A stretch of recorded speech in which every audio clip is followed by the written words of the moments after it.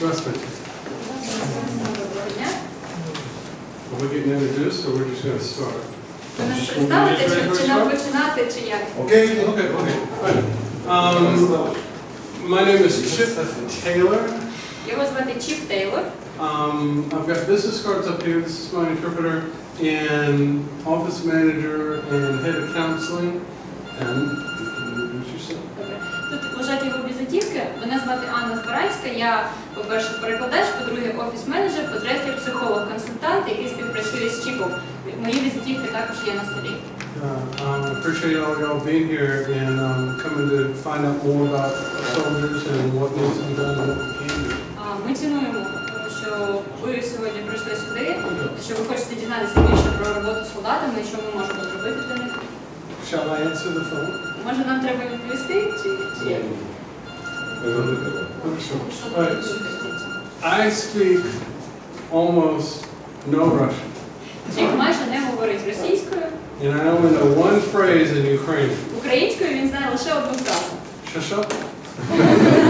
So that's all I got. В принципі, це все. That's why I have an interpreter. Тому в нього є But перекладачі. she's not just an interpreter, she's a psychologist, counselor, all that kind of stuff. She's got vast experience, good education. Але я не просто перекладач, я також і психолог, сама займаюся консультуванням і веду цей напрямок нашої організації. Now, I have been working with alcoholics and drug addicts, and that's my primary focus. Головний фокус роботи Чіпа – це робота з алкоголіками та наркоманами. Almost 30 years. Він вже майже 30 років працює в цій області. But because of working with addiction, I have been working with soldiers with combat stress and combat-related problems since 1991. І оскільки він працював у сфері консультування залежності, він зіткнувся із тим, що необхідно працювати з солдатами, і з солдатами він працює вже з 1991 року. Because often combat stress results in substance abuse issues. Тому що доволі часто бойовий стрес призводить до проблем зі зловживанням речовинами. I've been working in this field for 29 years. I've worked here for 11 years, here in Russia and then now here in Ukraine. Взагалі в нього 29 років досвіду роботи в цій сфері, і в нашій частині світу, спочатку в Росії, потім в Україні, він працює вже 11 років.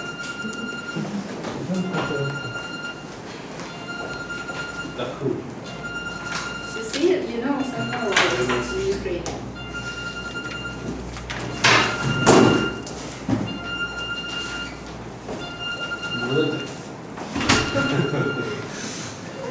All right. So, what we're going to talk about, I'm going to talk a little bit about what I do and how I do it. I'm going to talk to you about symptoms of combat stress, and then we're going to talk about what we do to solve those kind of problems. Про що ми будемо говорити? Спочатку Чіп розкаже, що він робить, чим він займається і як він це робить. Потім ми з вами поговоримо про бойовий стрес, психологічну травму і про те, як працювати, власне, в цій ситуації. Now, I'm going to talk to you for about 3 hours today and 3 hours tomorrow. І сьогодні і завтра в нас буде приблизно по 3 години. It takes 50, 60, maybe 75 hours to really learn how to do this. А для того, щоб справді навчитися, як це робити, потрібно від 50 до 75 годин. Okay, so you're going to get a good understanding of what you don't understand. Тому за ці 2 дні ви добре зрозумієте, чого ви не розумієте. Now, I started training psychologists to work with drug addicts and alcoholics and trauma victims in Moscow in 2006. У 2006 році Чіп почав навчати психологів, як працювати з алкоголіками, наркоманами та жертвами психологічної травми ще в 2006 році. And that's when the politics really started to get bad between Moscow and Washington. Після цього політичні стосунки між Москвою та Вашингтоном зіпсувалися. So I moved everything over to Ukraine. Тому Чіп все перевіз до України. I preferred Donetsk, but I ended up in Melitopol. Хотілося б йому жити у Донецьку, але в кінці кінців він опинився у Мелітополі. So I ran an alcohol and drug treatment center for the Russian Orthodox Church in Melitopol for about 3 years. Приблизно 3 роки він керував реабілітаційним центром для алкоголіків при монастирі в Мелітополі. One of my students was from Melitopol. Один з його тодішніх студентів був з Дніпра. And she worked with children who suffered from trauma. Це була верніше студентка, вона працювала з дітьми, жертвами психологічної травми. So I came to Dnepr to start training psychologists how to work with abused children, children who suffer from trauma. В кінці кінців приїхав в Дніпро, щоб навчати психологів, як працювати з дітьми, які пережили психологічну травму та насильство. While doing that, while training those psychologists, that's when the combat started. Поки він проводив це навчання, почалися бойові дії в Україні. And several psychologists asked me, what did I know about working with soldiers? І кілька психологів звернулося до нього з питанням, що він знає про роботу з солдатами. So I've been working with soldiers almost 25 years. І він сказав, що він вже майже 25 років працює з солдатами. And so I started to train people and how to train psychologists in how to deal with combat-related psychological problems. Так він і почав навчати психологів роботі з психологічними проблемами, пов'язаними з бойовим досвідом. Now what we do, what we practice and what we teach is based on the American Veterans Association and what they do when they're working with their soldiers. Те, що ми робимо і те, чому ми навчаємося, засновується на досвіді американського воєнного відомства і на тому, як вони працюють з ветеранами бойових дій. But it's not identical because there's huge differences in a Ukrainian soldier and an American soldier. Але, звичайно, ми не повністю копіюємо цей метод, бо є відмінності між українськими та американськими солдатами.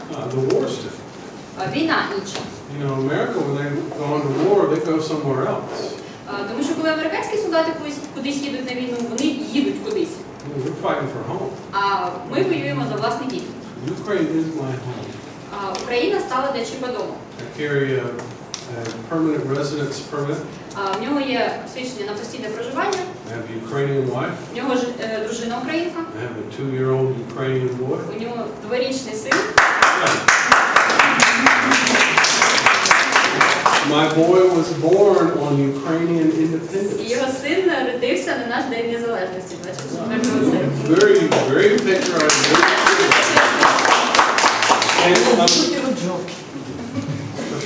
Що ви сказали? А ім'я сина? Даніел. Danny. I'm hoping he will teach me Ukrainian. Чи сподіваюся, що Дені його навчить українською? As he learns it, I'm hoping I'll learn. Бо він зараз якраз вчиться говорити. Now, what we have is an office over by the military hospital.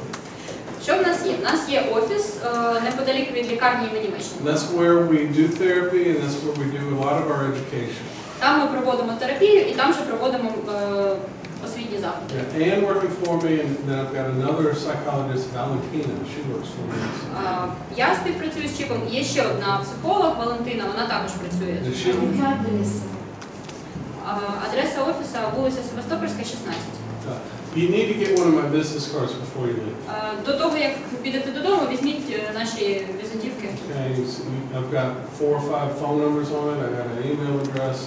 Там просто на них є всі номери телефонів, імейли, Фейсбук, все, що потрібно. I want to say this because the soldiers are defending my son, my home. I don't charge anything for therapy.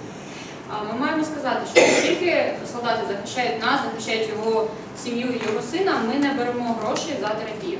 If you're a soldier or a family member, I charge nothing. Якщо ви солдат або член родини солдата, ми не беремо грошей. Now, sometimes that makes people uncomfortable. Часто людей це викликає дискомфорт. You know, I've had big tough soldiers tell me it hurt their pride to take anything like that as charity. Чіп чув і неодноразово від мужніх солдат, що це зачіпає їх гордість, бо це як благодійність нашого боку. But it's not charity.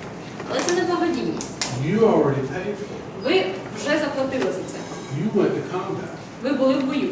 You defended my son. Ви захищали його сина. I owe you a debt. Тепер він винний вам. This is my way of paying that. І таким чином він відплачує борг. You understand? Розумієте, так? So call me anytime. We'll do whatever we need to do to help. Тому дзвоніть будь-який час, ми зробимо все, що зможемо, щоб допомогти вам. Now I also have a rehabilitation center. Тепер вже в нас з'явився реабілітаційний центр And that's in the West. у Західній Україні. And that's поблизу села Дунаївці. You know, yeah, I was about to say, you know, it's nice and quiet. Там дуже тихо, дуже It's класно. a 20-bed facility. Там приміщення є на 20 чоловік. You can stay as long as you want. You can come and go whenever you want. Можете приїхати, можете там лишатися стільки, скільки захочете, можете поїхати в будь-який момент. We've got goats and chickens. У них там кози, кури, свині, все, що треба. Very nice, very quiet. And it's a good place for guys to just come in the process. І там дуже тихо і спокійно, і це класне місце для хлопців, яким треба приїхати, десь заспокоїтися, переварити все, що з ними сталося. No restrictions, no drinking, no smoking. Єдина вимога – це там не можна ні пити, ні курити. Now, I do these kind of trainings all over Ukraine. Такі тренінги ЧІП проводить по всій Україні. I was in Bandelstadt. Тільки з Бандерштату повернувся минулого тижня. I just learned that word. I like it. Просто вивчив слово Бандерштат, тепер йому подобається його. Yeah, so I've done some training over there. I've been in Kiev several times. I worked with soldiers up there. Тобто він і в Західній Україні проводить навчання, в Києві кілька разів був, тут звичайно. In Nikopol and Kryvyi. В Нікополі, в Кривому Розі, в Запоріжжі, в Мелітополі. And so I go any place that anybody asks for. ЧІП їде туди, куди його запрошують. Now, about Anne. Anne's got a 5-year master's degree in psychology. Трохи про мене. У мене магістерський ступінь з психології. Now, a lot of my psychologists ask me if small, attractive women can help big, furry soldiers. І часто ЧІП запитують, чи можуть такі невеличкі жіночки без бойового досвіду допомагати серйозним мужнім солдатам. Well, there's a lot of information that soldiers need, and usually they don't care where it's coming from. Але дуже часто солдатам потрібна інформація, і їм все одно, звідки вона прийде. And you've been working with soldiers over a year now. І я вже більше року теж працюю з She солдатами. knows as much as I know, just doesn't have the same amount. Well, she knows as much as I know. В принципі, вже знаю все те саме, що знає ЧІП. Now, I've got family members, I've got soldiers, I've got psychologists here. ЧІП так розуміє, що тут є і солдати, і члени їх родин, і психологи. Did I name anybody, or have I not named anybody? Когось ще не назвали? Волонтери. Volunteers. Well, I put y'all in the psychology В принципі, ви department. всі як психологи вже. And I'll tell you why I do that. Чому ЧІП так відноситься до однієї I категорії? understand psychologists in Ukraine don't have a very good reputation. ЧІП так розуміє, що у психологів в Україні не дуже гарна репутація. In that sometimes people with psychological problems are reluctant to go to a psychologist. І іноді люди з психологічними проблемами відмовляються звертатися до психолога. Now, I've met some really good psychologists who know a lot about working with combat veterans. ЧІП знайомий з дуже добрими психологами, які знають багато про роботу з ветеранами, But there's just not enough of them. але їх недостатньо. And a lot of the psychologists, and Anne will tell you, she's one of them, a lot of the psychologists that went to university and got a really good education didn't learn anything about this kind of stuff. І дуже багато психологів, і я була в їх числі теж, випустившись з університету, не знають нічого про те, як взагалі працювати. So I train educated psychologists, I train volunteers, and it's no different story. Тому що проводить навчання як для психологів професійних, так і для волонтерів, тому все одно. We're just trying to train as many people as we can as fast as we can. Ми намагаємося навчити так багато людей, як можемо, так швидко, як тільки можемо. Now, when I lecture, it's interactive. Коли ще проводить лекції завжди інтерактивні. So I will ask questions and I will give responses, and I expect you to respond. Тому він буде ставити вам запитання, і ви можете і ви маєте на них відповідати. Duh. All right. What can you tell me about combat-related psychological problems? Що ви можете сказати ЧІПу про психологічні проблеми, пов'язані з бойовим досвідом? What do you know? Що ви знаєте? People can't sleep. I want to hear. I want to hear whatever they want to say. I ask vague questions for a reason. Він хоче почути, що ви знаєте. Тому таке питання загальне дуже. Весь час розповідаю, не можу зупинитися.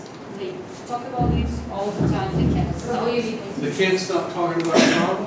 Тобто вони постійно розповідають про проблеми, про те, що сталося в Да, домі. і постійно треба винувати, що Или замыкаются. Висновку ордерів just shut down. Или замыкаются. Yeah. И не хотят говорить. Talk a lot, not at all. Тобто або забагато говорять, або взагалі не говорять. And the sleep disorder, sometimes they sleep too much, sometimes they can't sleep at all. І перше, те, що ви сказали, це порушення сну. Іноді вони забагато сплять, а іноді не можуть заснути взагалі. Yeah, so I just put sleep disorders. What else? Тому ми скажемо порушення сну.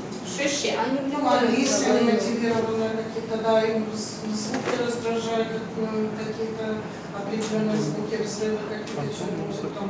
They're aggressive, they're annoyed with loud noises. Ви що ще казали? Я столкнулась с такой проблемой, что они настолько глубоко влюбились в то, что они делают, что не боятся, что война закончится. Sometimes they're so deeply in love with what they're doing, they're afraid that the war will be over. Розчарування в цивільному світі, в його справедливості, відчування себе непотрібним тут, у мирній обстановці, і протиставлення справедливості фронту із несправедливістю цивільного життя. They see that they feel like unfair and so much unfair. Раздражение местными жителями, которые радуются, гуляют, и Having fun, living their usual life. которые не знают, что там война, а сами веселятся, пьют пиво, гуляют, да, они так хорошо. Если там вот об этом говорить, почему они там, а они здесь гуляют, пьют пиво, Why do раздражают. they have to be there?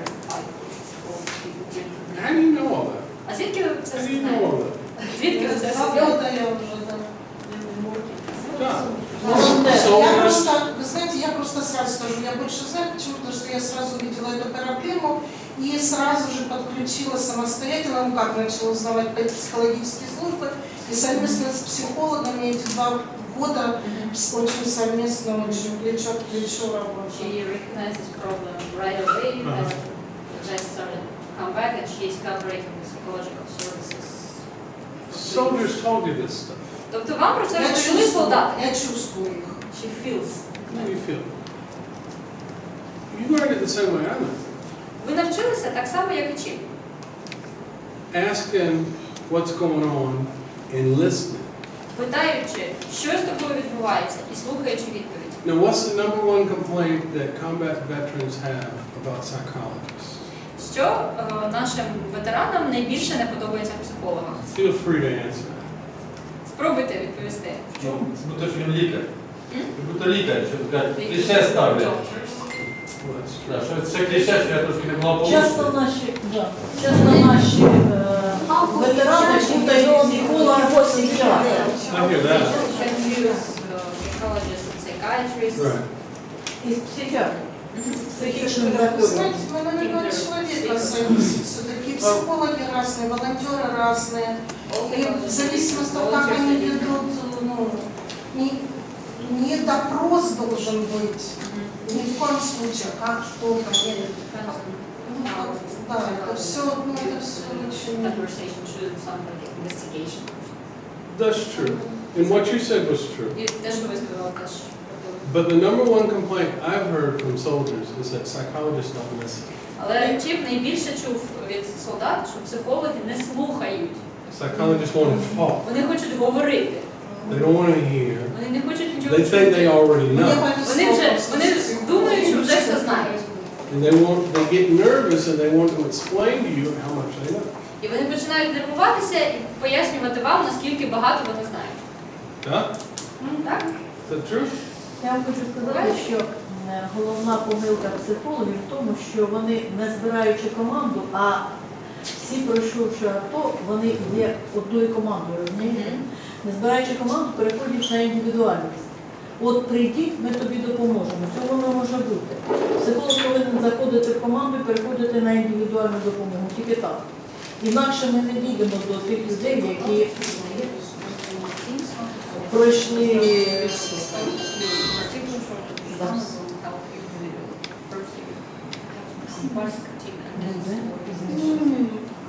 But the number one complaint I've heard is just what I said. Але те, що чим найчастіше чув, це якраз те, що він сказав.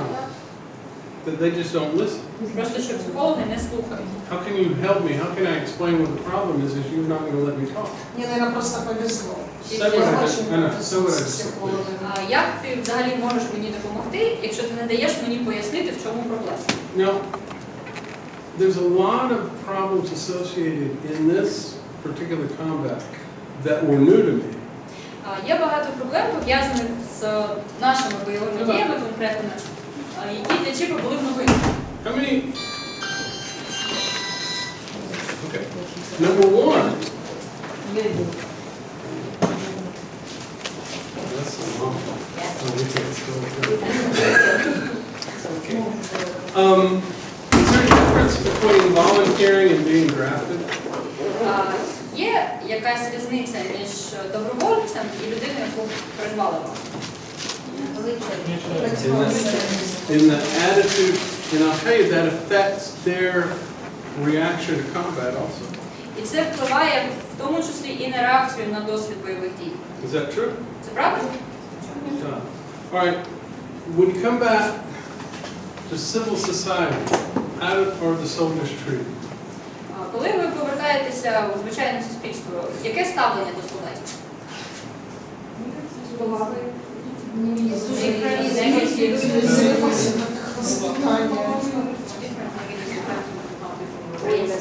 Well, I'm asking the soldiers, how were you treated? Чи, в принципі, звертається до хлопців? How do you feel?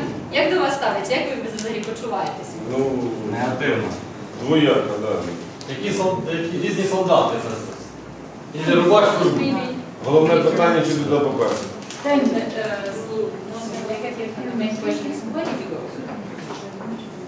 And I'm stunned when I hear people ask that question, why did you go? І Чіп завжди в шоці, коли він чує, як люди питають. You're stupid because you went. Або коли кажуть, та ти дурний, що ти взагалі туди пішов. And I can't understand. І Чіп взагалі не може зрозуміти. You went for one reason, you went for another reason, that's fine. Ви поїхали з однієї причини, ви з іншої. Valid reasons. Trust it. But that affects how you feel when you come back. Але ця причина впливає на те, як ви будете себе почувати після повернення. Now, how many of you have, you soldiers, how many of you have seen people afraid of you? А хто з вас, солдатів, бачив людей, які вас бояться? So they come back, they don't know how to act. Або не знають, як взагалі з вами поводитися? Це там чи тут? Over there or there? Там то ясно. No. Там мають боятися. When a soldier's walking down the street, that's fine. У мене є таке питання. Ви дуже інтересно сказали таку проблему, що війна справедлива з нашого боку і агресивна. Це вже визначає психологію. І друга, це психологічна, крім того, що це гібридна війна називається, це психологічна війна. І вона впливає на всіх нас, незалежно, чи пішов ти в театр, чи куди, воно діє на підсвідомість. І як почувають ті агресивна армія, можна назвати, що це зомбі. Зомбі з одного боку, і з нашого свідомо обраний, зокрема добровольців, шлях захисту своєї батьківщини, своєї родини і в тому числі вашого сина.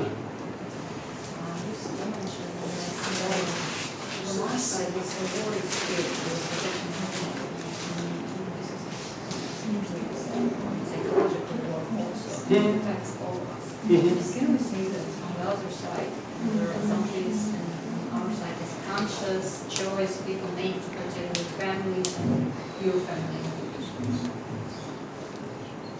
Let me explain it like this. Давайте ще пояснити так. The way that it's affected you is different from the way it's affected you. Те, як ця війна впливає на вас, відрізняється від того, як вона впливає на вас. It's based on our personal experience. Це залежить від нашого особистого. Now, what's going on the other side? I have some opinions. Чіпа є думка з приводу того, що відбувається на іншій стороні. Based on what I've seen and what I've been told. Ця думка базується на тому, що він чув, що він бачив, що йому казали. But the actual thoughts and what's going on in their mind, I really can't say because that's not my experience.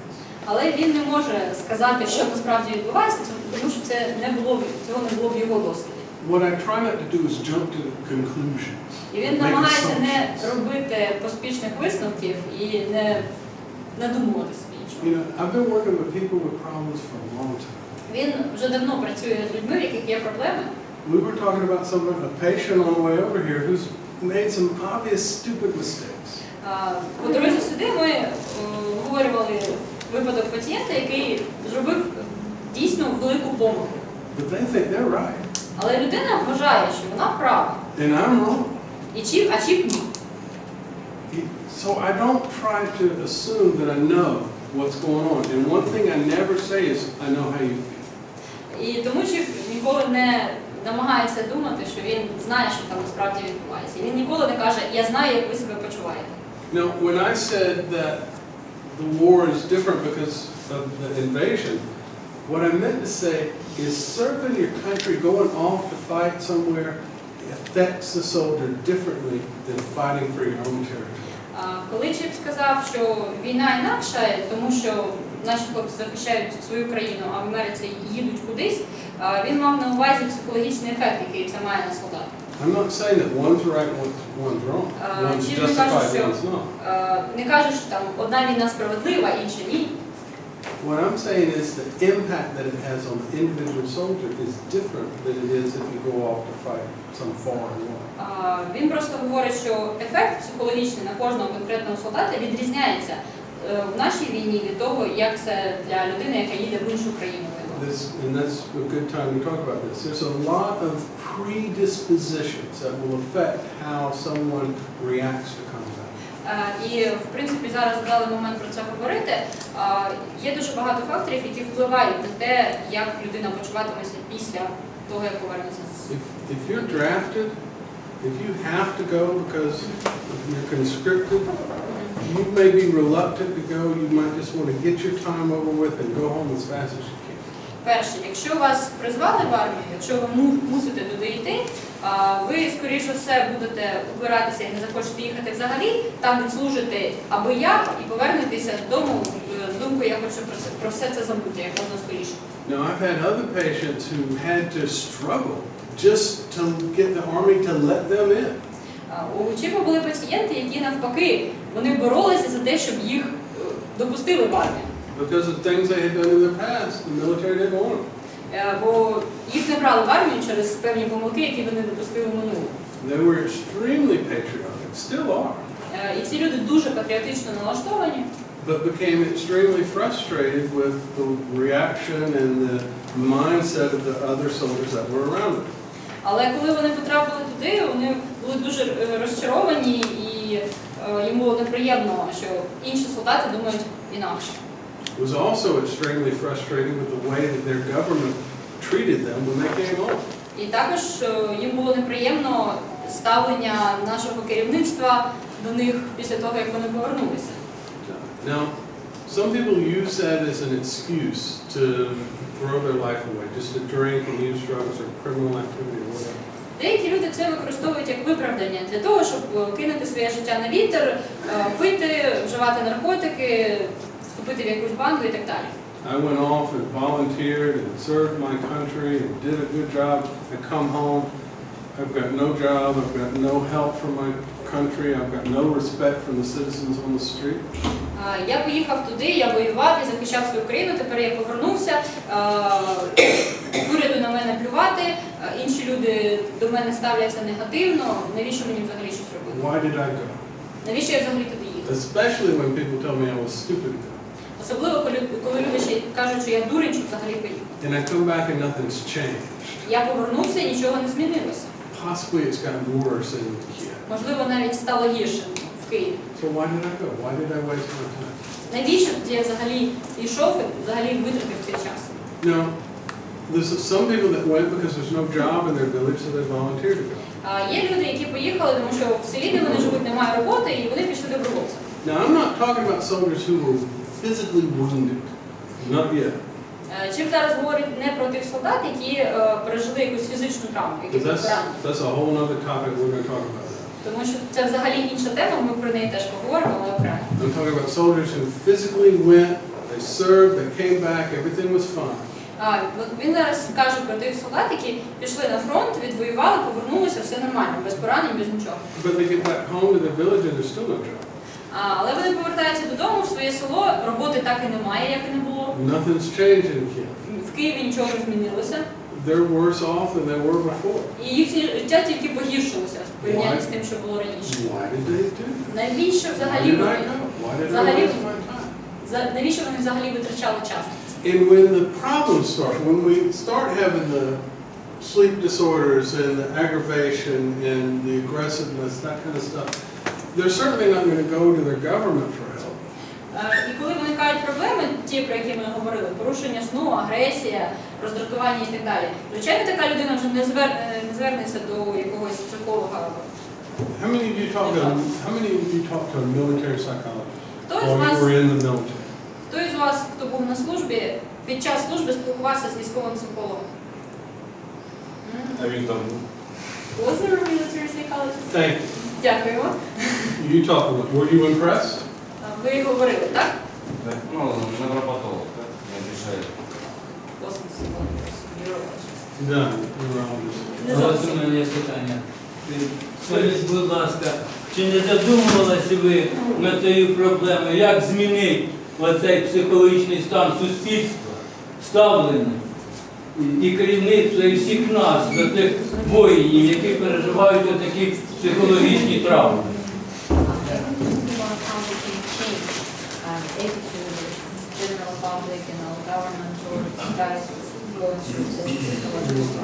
We're going to talk about that. Ми про це поговоримо. Be patient. Будьте терпеливі. We're going to talk about all your stuff, all your questions. I guarantee you. Чим гарантує, що ми на всі ваші питання дамо відповідь. I got a ton of information for you. I might not give you everything that you came for, but I'll give you a little of everything that you came for. У нас дуже багато інформації, можливо, ми не все вам розкажемо, за чим сюди прийшли, але потроху про все, що ви хотіли почути, ми вам точно розповімо. But I'll tell you one thing. I'll tell you this real quick. Але швидко він вам зараз скаже одну річ. I went to speak to a city government, won't say which city government office with 40 city workers who work with soldiers when they first come back from combat. Нас запросили свого часу в одному місці, не будемо казати де, поговорити у міській раді з соціальними працівниками, які, власне, зустрічаються з хлопцями, які тільки-тільки повертаються з фронту. To explain to them how to build this relationship with the soldiers so that they'll give you the information that you need and teach you how to be cooperative and with the soldier, how to build that therapeutic relationship. Нас запросили пояснити їм, як налаштувати контакт, як побудувати терапевтичні взаємини, як взагалі допомагати таким хлопцям. They said, we don't have time for this. І вони сказали, а в нас на це часу немає. We don't need this. Нам That's взагалі це not не part of our потрібно. job. Це взагалі не наша робота. We fill out pieces of paper. Нам документи заповнити все. And I thought, well, why did y'all ask me to come down here? І вчив ключець спитав, а навіщо взагалі ви запрошували? And a volunteer had suggested I go and speak to these people. І запросила нас волонтерка туди. And when I said, why am I here? They said, well, our boss told us we had to come listen to you. І коли Чіп задав це питання, ну навіщо взагалі ви сюди прийшли, раз ви не хочете мене слухати, одна жінок встала і сказала, а нам начальник сказав, що всі мають йти, я й пішла. But, you know, that's not part of our job. We have enough trouble dealing with these soldiers. We can't go into all this other stuff. Але взагалі це не наша робота. В нас і так забагато проблем, нам забагато паперів треба заповнювати, нам просто немає часу цим займатися. Now, you soldiers, does that sound familiar? Солдати, для вас це знайоме взагалі ставлення? They ain't got time to talk to Для you. будь-якого громадянина так це знайомо. Для будь-якого громадянина це знайомо, тільки для солдата. Actually, this kind of problem is familiar for any citizen of Well, the I wasn't going to talk about bureaucracy, Чіп не хотів говорити про бюрократію, but yeah. але ну так. Так воно і є. Oh, you should hear what I have to go through to get a driver's license in this country. Вам треба послухати історію про те, які кола пекла йому треба пройти, щоб отримати водійське посвідчення. I got a horse. Тепер в нього є кінь. Розумієте, легше коня. All right. Now, just go through a couple more things and then we'll talk about some more of this stuff. Чи хочу поговорити ще про кілька речей. You know, we got sleeping disorders. These are Sleep, symptoms of yeah. PTSD. This is part of the test that I give to the soldiers. Дивіться, коли чим тестує солдат, він питає про певний набір симптомів. Перше – це порушення сну. Sleeping disorders, we've got nightmares. У порушеннях сну також можуть бути нічні кошмари, Depression, депресія, nervousness, just general anxiety, взагалі така підвищена тривога, avoiding other people, avoiding crowds, certainly a crowd like this. уникання інших людей, уникання скупчення людей, наприклад, таких як ми зараз, Irritability, роздратованість, mood swings, feeling good, feeling bad for no apparent reason. зміни настрою без видимої на те причини. То мені дуже добре, то мені дуже погано. Yeah, remorse for what they've done, blaming themselves for something that happened, maybe guilt, survivor's guilt, that kind of stuff. Люди звинувачують себе у тому, що сталося там на війні. Можливо, в них є вина людини, що вижила, отакі речі. The general tension, Взагалі almost напруження all the дуже time. сильне. And then there's another one that's, it appears in different ways, and that is avoiding reminders of the war. Є ще один симптом, який проявляє себе по-різному, але в будь-якому разі це уникання нагадувань про війну. Some people want to talk about it. Деякі люди хочуть про це Some говорити. people don't even want to think about it. Деякі люди не хочуть навіть про це й думати. Now, all of these symptoms, these are kind of some universals. They don't always apply to everybody. Всі ці симптоми, вони більш-менш універсальні. Звичайно, вони не у всіх виникають, не всі. But if I can't sleep, what am I going to do? Але якщо чіп не може заснути, що він буде робити?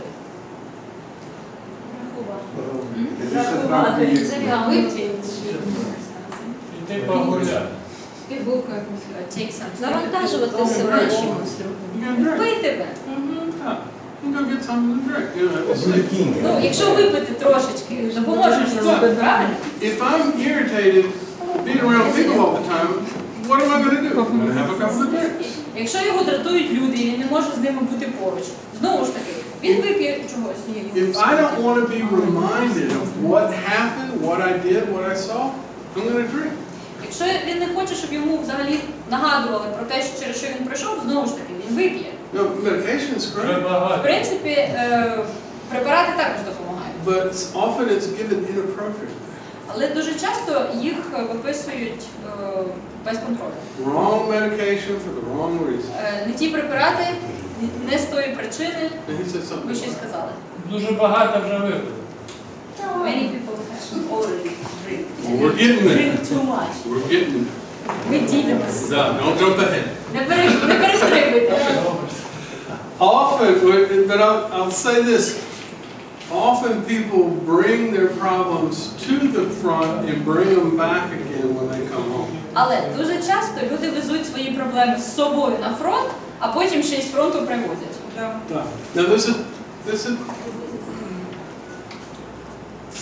we'll talk about trauma.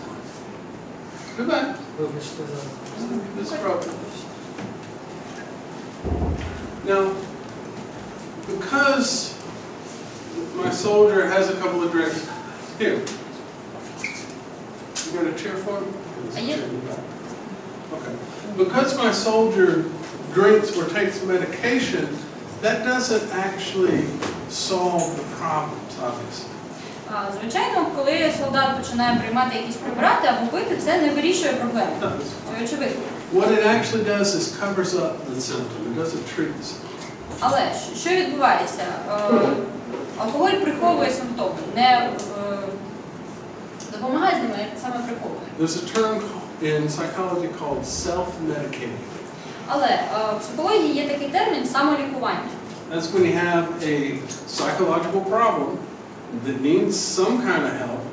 You don't know where to get the help, or you don't want to go to that place to get the help, so you treat it yourself. Це коли в людини є якась психологічна проблема, їй потрібна допомога, але вона чи не може звернутися за такою допомогою, чи не хоче, і починає сама себе лікувати. Now, one of my soldiers in Kiev was given medication that they give to schizophrenics in psychiatric hospitals with very strong antipsychotic medication because he was a little bit anxious. Одному з солдатів, з якими працював Чип, виписали ліки, які взагалі виписують при шизофренії. Це сильний антипсихотик, а виписали йому, тому що в нього була підвищена тривожність. That's what the psychiatrists knew, that's what they had, that's what they used. Психіатри знають цей препарат, вони знають, як його виписувати, тому його використовують. But by soldiers who drink, that's the same thing. Але те ж саме з солдатами, які п'ють. I know alcohol. Вони знають, що алкоголь є. I got a problem. When I drink, I don't have that problem. Є проблема. Коли я п'ю, цієї проблеми якби нема. Okay? Now maybe I drank before. Можливо, людина була і до цього. And so I already had that experience using this thing to solve my problem. І в неї вже був досвід використання алкоголю для вирішення своїх проблем. So going to combat is just going to make that worse. Тому те, що людина пережила в бою, тільки погіршить ситуацію. And do they drink it on the front? А на фронті п'ють взагалі там бато? Правда? What you do? Well, you're in a dangerous situation. Why would you risk? Але ж ви ж в небезпечній ситуації. Навіщо взагалі там пити? Why would you do that? Навіщо це робити? I'll give you a couple of reasons why. Чи можна назвати кілька? That was one of the reasons. Please say it in Ukrainian so they know what you're saying. Well, you do speak Ukrainian, right? Ви ж говорите I українською don't чи speak російською? Ukrainian, I speak only Russian and English, that's why I understand. That's appropriate. I'm in a process of studying. Я сказала, что потому что это не война, а просто ожидание. Они просто стоят и ждут. Okay. All right. There's several reasons why they'll drink at the front. And maybe not all of you drink at the front. Є кілька причин, чому солдати на фронті п'ють. I know a Звичайно, lot не of всі, але деякі. I know a lot of soldiers who did not drink at the front. Чи знаю багато солдат, які на фронті не пили взагалі. Not a large majority, but a lot. Це не переважна більшість їх, але їх багато. Yeah, but you got nothing else to do. Перше, більше немає нічого робити. Everybody else is drinking. Всі п'ють. Your commanding officers are drinking. Командир п'є. Possibly they're encouraging you to drink. Можливо, навіть командир вам пропонує з ним випити. You're lonely, you're depressed. Ви відчуваєте себе депресивно. You're afraid, you're disappointed. Ви один, ви розчарований, вам страшно. I read that in War and Peace in Tulsa. That's an old situation. В принципі, Чіп це прочитав у «Війні і мир» Толстого. Це така стара ситуація. This has been the way it is for centuries. Це вже багато століть відбувається. Not unique to this conflict. Це не унікальна річ для нашого конфлікту. Now, why do you... Let me explain this. In the American military, they think they get about 30% of their combat veterans coming home with symptoms of PTSD. Американські військові вважають, що приблизно 30% військових, які повертаються з зони бойових дій, переживають симптоми посттравматичного стресового розвитку. Israeli military says 17%. А в ізраїльській армії кажуть 17%. But they measured it differently. Але вони по-різному вимірюють. You know, these symptoms are on a list for a reason. This is American stuff.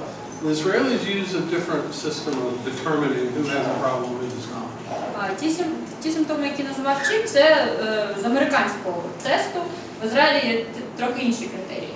But let's say 17% is the same with the Israelis and the Americans. Але навіть якщо взяти, що 17% однаково і в Ізраїлі, і в Америці, Those are two of the most best prepared armies on this earth. це дві з найбільш підготовлених та тренованих армій на цій планеті. They prepare their soldiers psychologically as well as physically and with equipment before they go as well as anybody has ever done. Вони готують своїх солдатів як фізично, так і психологічно, повністю їм дають все, що їм необхідно для війни. Yet they still come home with 17% at least symptoms of І PTSD. все одно, як мінімум, 17% солдат повертається з війни з симптомами ПТСР. So now we've got Ukrainian military. І тепер подумайте про українських військових. How well prepared were y'all psychologically to go to combat? What did they do to help y'all prepare? Наскільки ви взагалі були психологічно готові до бою? Вас взагалі готували як? Ніяк не було. They weren't prepared. Hmm? No, they were not prepared. No one trained them.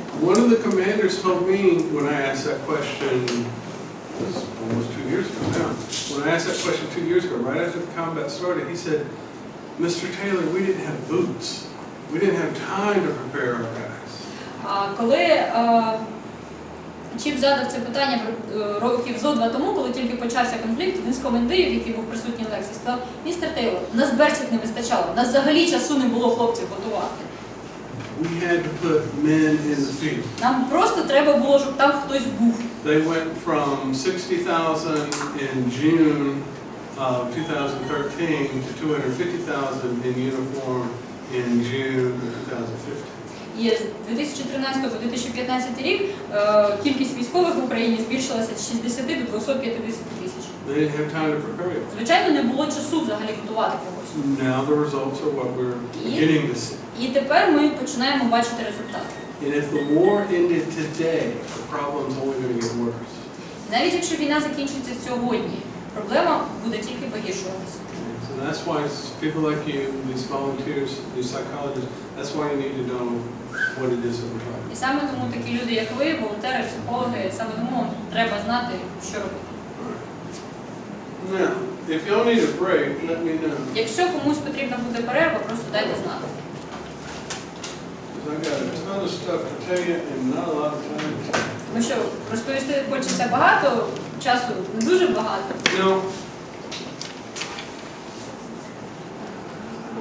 is it true, I'll ask this young man, is it true that you don't want to talk to a female psychologist because she's not going to know what she's talking about unless she's actually been to combat? Is that the truth? Чим зараз звертаюся до вас? Скажіть, будь ласка, чи правда це, що ви не захочете говорити з психологом жінкою, тому що вона не знає, про що вона говорить, крім випадків, якщо вона сама пройшла бойові дії? Yeah, that's not the truth. That's not what they tell me. Ну, солдати часто кажуть, що ні, їм все одно. What I'm told is that if you know how to help me, I don't care what you look like. Що казали Чіпу, що насправді, якщо ти можеш мені допомогти, мені все одно, як ти виглядаєш. Now, some of my psychologists that I've trained, they thought the same thing. Але деякі психологи, які проходили навчання у Чіпу, думали так само. That they need to have tattoos and a beard. Що для того, щоб допомагати солдатам, треба там татуювання, бороду, все як треба. But the patients say no. Але пацієнти насправді кажуть ні. The patients just want to know that you know what's going on and that you can actually help. Все, що потрібно знати пацієнту, що ви знаєте, що відбувається, і ви можете допомогти. Now, I mentioned it to you. The way that I found out so much about what Ukrainian soldiers are going through as compared to soldiers that I've worked with in the past is that I asked them. Чи вже, в принципі, казав, що він так багато дізнався про особливості українських солдат у порівнянні з тими, з якими Чіп працював до цього. Він просто питав. They'll tell you. You just got to listen. Вам розкажуть. Просто послухайте. Now, the way that I go about it, obviously I had to build a relationship first. Звичайно, щоб до цього підійти, спочатку треба побудувати стосунки. Now, I've never been in combat, Чіп ніколи не був в бою. but I know some stuff. Але він знає певні речі. I haven't always been a nice guy. Він не завжди був таким приємним And I've done some чоловіком. things. І він деякі речі робив. And I know what it feels like to shoot at people. І він знає, як це стріляти в людей. And I know what it feels like to be shot at. І знає, як це, коли в тебе стріляють. I know what terror is like. Він знає страх, I know what it feels like to be forgotten. знає, як це, коли про тебе забувають. I know what it feels like to be unprepared from the situation I'm in. Знає, як це бути не готовим до ситуації, в якій ти опинився. There's some common things that some of us have, most of us have, that we can relate. But what I never say is, I know just how you feel. є певні речі в досвіді кожного з нас, на які ми можемо посилатися, але він ніколи не каже, я знаю, що ви відчуваєте. Now, who said something about a team? One of you ladies mentioned something about a team. Okay, Alexander's mom. All right, said what I just said. Сьогодні вже казали щось про команду. Мама Олександра казала. Now, when I need help, well, let me say this. I need you to help me help you. Чим потрібна ваша допомога в допомозі вам? You know something I don't know. Ви знаєте щось таке, чого не знає він. And if we cooperate with each other, you can help me in giving me this information, and in return, I'll be able to help you. І якщо ви будете з ним співпрацювати і дасте йому цю інформацію, він зможе допомогти вам. Now, isn't that what the military is built on? В принципі, військове співробітництво на цьому і засновано, правильно? Don't the older guys that know stuff teach the newer people what they know, so that the newer people will help them? Правильно, що більш досвідчені люди навчають новачків, аби новачки потім могли допомагати більш досвідченим. So, military is a team already. Військові – це завжди команда. So I just need you to help me be part of the team. Тому просто потрібно, щоб ви допомогли Чіпу стати частиною команди. It's not me standing on a lecture telling you all this stuff that I know, that I learned in college. Це не так, що Чіп просто стоїть біля дошки і як в коледжі вам читає лекцію. Ні. Tell me what happened. And I don't usually say it like that, but tell me what happened. І Чіп не завжди використовує цю фразу, але розкажи мені, що сталося. You know, when a soldier comes to my office, I already know they got trouble. Звичайно, коли солдат приходить до нас в офіс, Чіп і так знає, що є проблеми. I might not know the details, but I already know there's a problem. Otherwise, he wouldn't be in my office. Можливо, ми не знаємо деталей, але людина б не прийшла в офіс, якби проблеми не було. Now, all of us do something, this is universal, not the soldiers. We size people up. Всі з нас, і це не тільки солдати, а взагалі всі, ми вимірюємо людей. When I walked in the door, y'all sized me up. Оцінюємо їх. Коли Чіп тільки зайшов, ви всі його зразу оцінили. When I check y'all out, I'm sizing you up. Who's who? І так само він, коли він зайшов, він зразу подивився і визначив, хто є хто. How long does it take to figure somebody out? Скільки вам потрібно часу, щоб оцінити людину? 20 minutes? 17 секунд. 17 seconds? Ну, один погляд, подивився. One look. Один погляд. The Harvard study takes 2 seconds to figure somebody out. А в Гарварді проводили дослідження, визначили, що потрібно 2 секунди, аби оцінити людину. And what we're asking, what we're trying to decide, can I trust you and do you know what you're doing? І за ці 2 секунди ми відповідаємо для себе на 2 питання. Перше, чи можу я тобі довіряти? Друге, чи знаєш ти, що ти робиш? Which one's most important? Що важливіше? Знаєш, Чи можна довіряти? Do you know what you're doing? Can you trust? Чи можу я тобі довіряти? Can I trust you? Now, part of my past is my own psychological dysfunction. Частиною минулого Чіпа є його власна психологічна дисфункціональність. And I used to do bad things with really bad people. І він раніше робив дуже погані речі разом з дуже поганими людьми. And my survival depended upon being able to figure out who you are really quick. І його виживання залежало від того, чи зрозуміє він і як швидко зрозуміє, хто ви є. If I didn't, I might be killed or arrested or lose my money. Якщо він не встигає визначитися, хто ви є, ви могли б його вбити, заарештувати або вкрасти його гроші. Now, I didn't learn that when I was 18 and 19 years old. Звичайно, він цьому навчився не у 18, не у 19 років. How many of you grew up in an alcoholic home? Хто з вас виріс в сім'ї алкоголіків? And how many of you are lying? Хто з вас бреше? Done. Most of us grew up at least in dysfunction. Більша частина людей виросла як мінімум в дисфункціональній сім'ї. I grew up at a crazy house. Чим виріс сумасшедший клуб?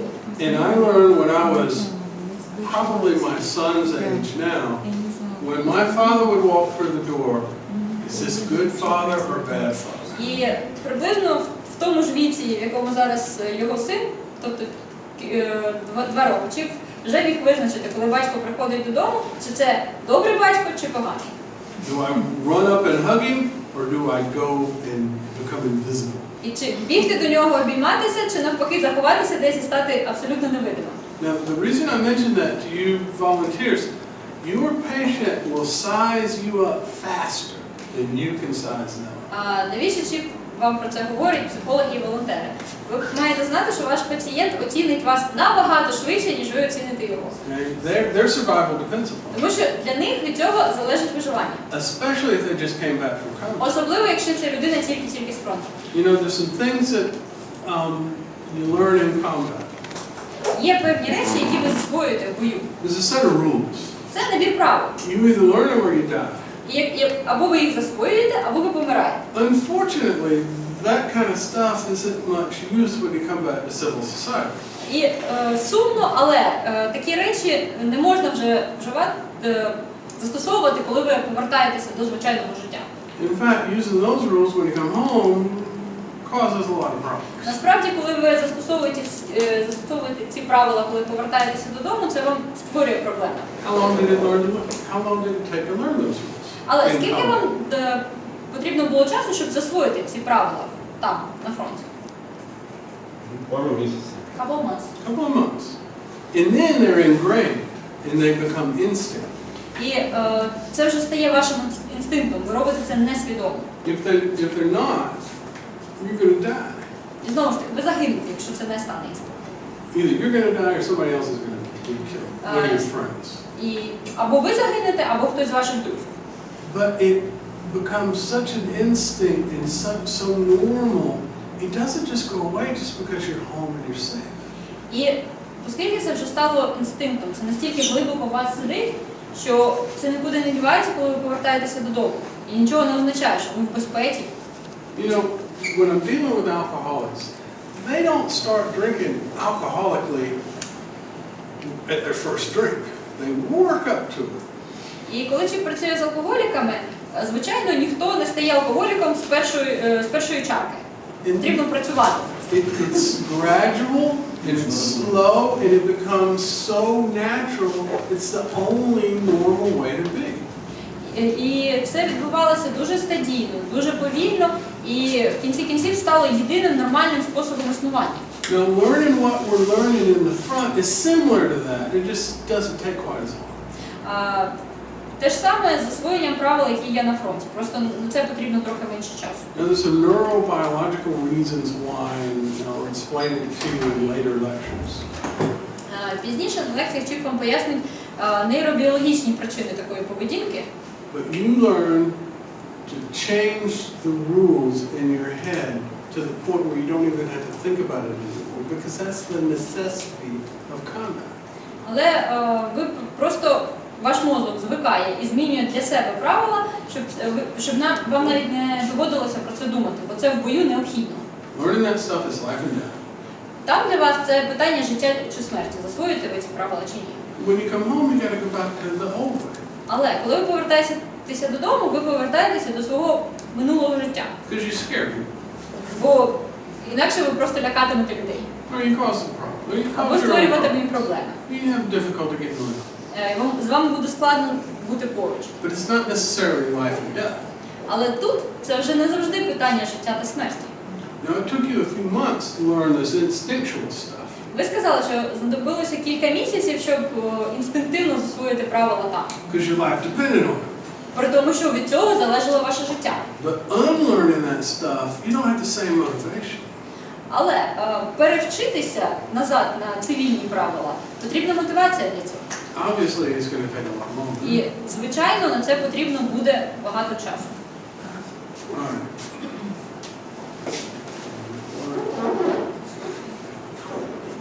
Okay. Now,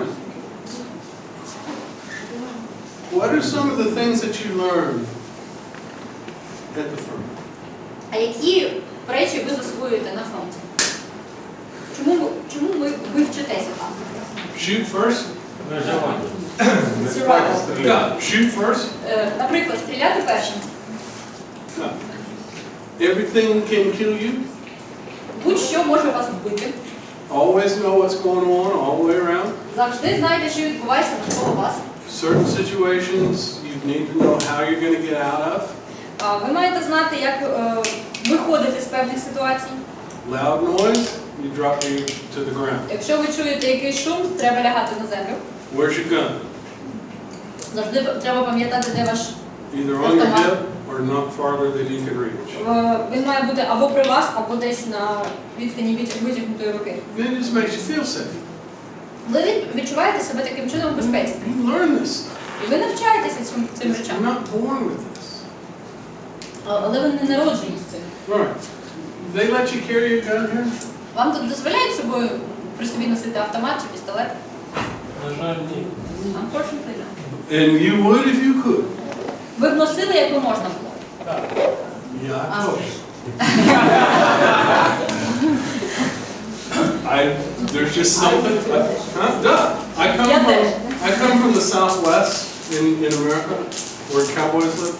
Чіп з Південних Штатів Америки, там де ковбої. In Arizona, you can wear a gun on your hip anywhere you want. І в Аризоні можна носити з собою пістолет куди завгодно. And I almost always. І Чіп майже завжди при собі мав. You come here, different rules, different country. Приїхав сюди, ну інші правила, інша країна. All right. Now, you've been back. How long have you been home? А скільки пройшло з моменту, як ви повернулися? 14. 14. Ну, 2 роки, так? Вже тут цивільно. так, ну, відносно спільних. All right. So you've had some time. У вас трошки часу вже було. Yeah. Okay. I know that I've had at least 2 patients that were frustrated when they were told by their commanders they couldn't come home for a visit and bring their gun. Чим знає як мінімум 2 солдат? I'm sorry.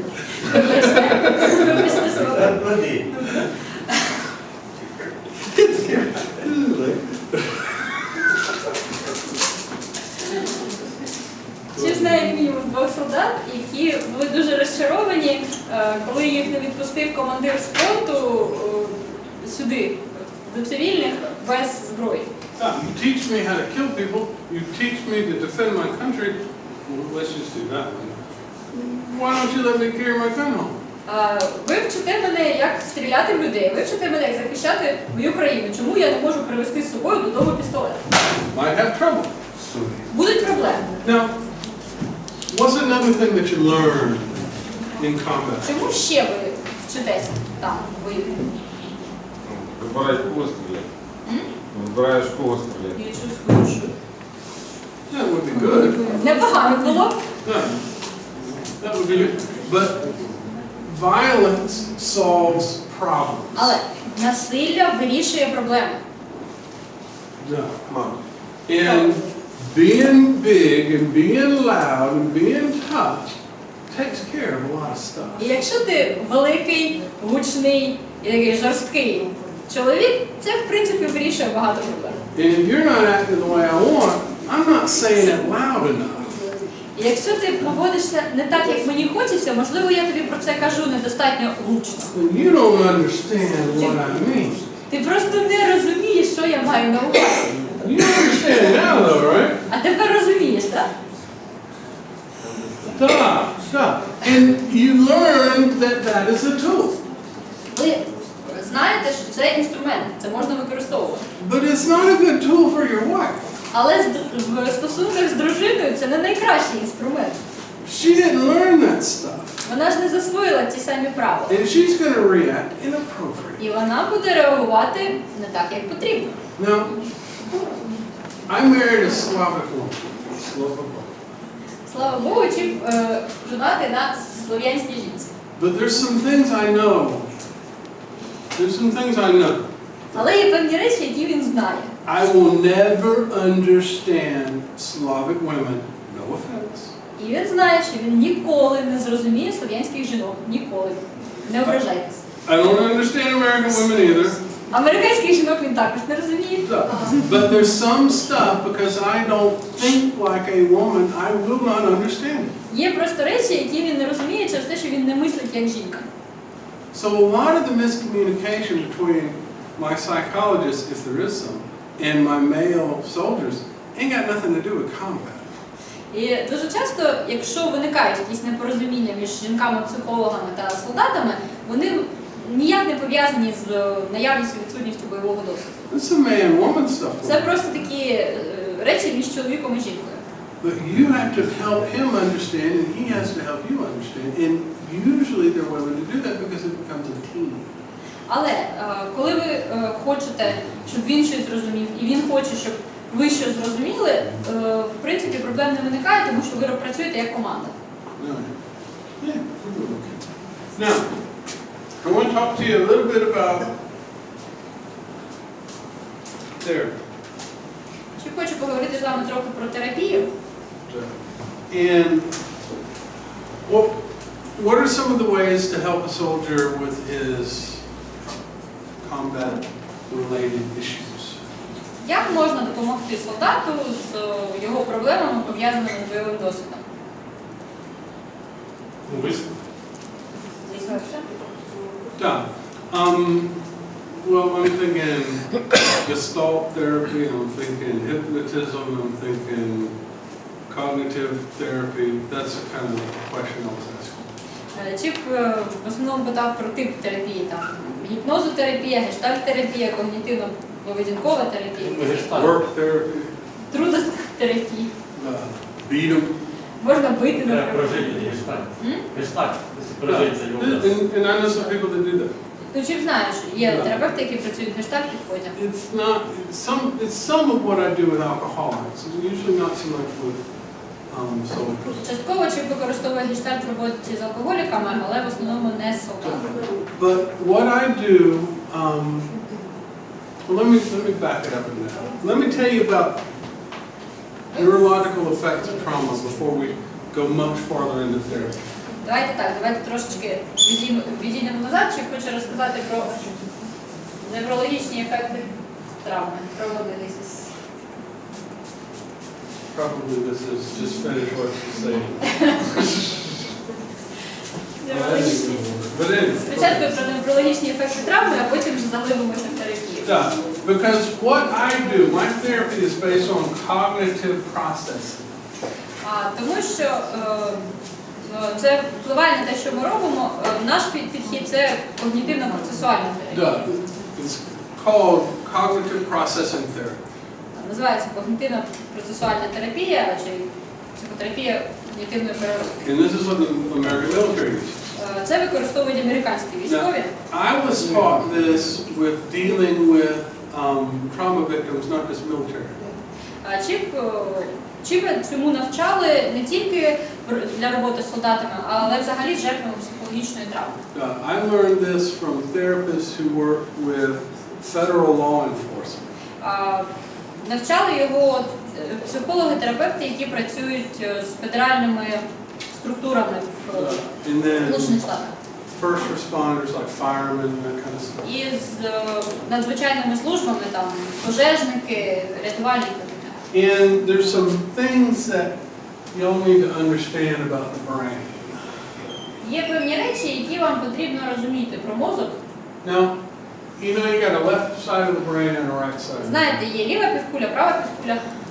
No, right? This is some basic stuff. Це дуже базові речі. And the right side is like creative. І права півкуля в нас більш креативна, творча. That's where you like music, art, that kind of stuff. Тут в нас музика. It's also where your verbal skills are. Тут же в нас і навички говоріння. And when you store memory in the right side of your brain, it's stored in continuous lines. No breaks. It's a continuous memory. І коли спогади зберігаються у вас в правій півкулі мозку, вони зберігаються як така постійна лінія з неї нічого не випадає. Now the left side of your brain is logical. Ліва півкуля навпаки, логічна. And that's where your problem solving takes place. Left side of the brain. В ній навички вирішення проблем.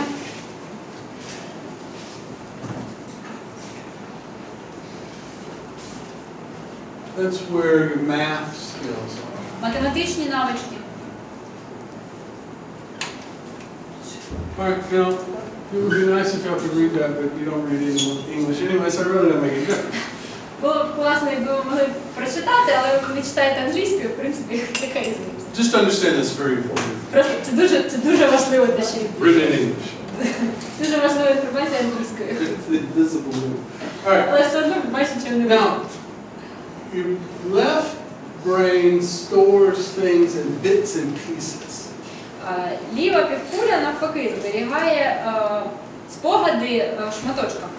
So memory stored on the left side is not stored the same way as memory stored on the right side.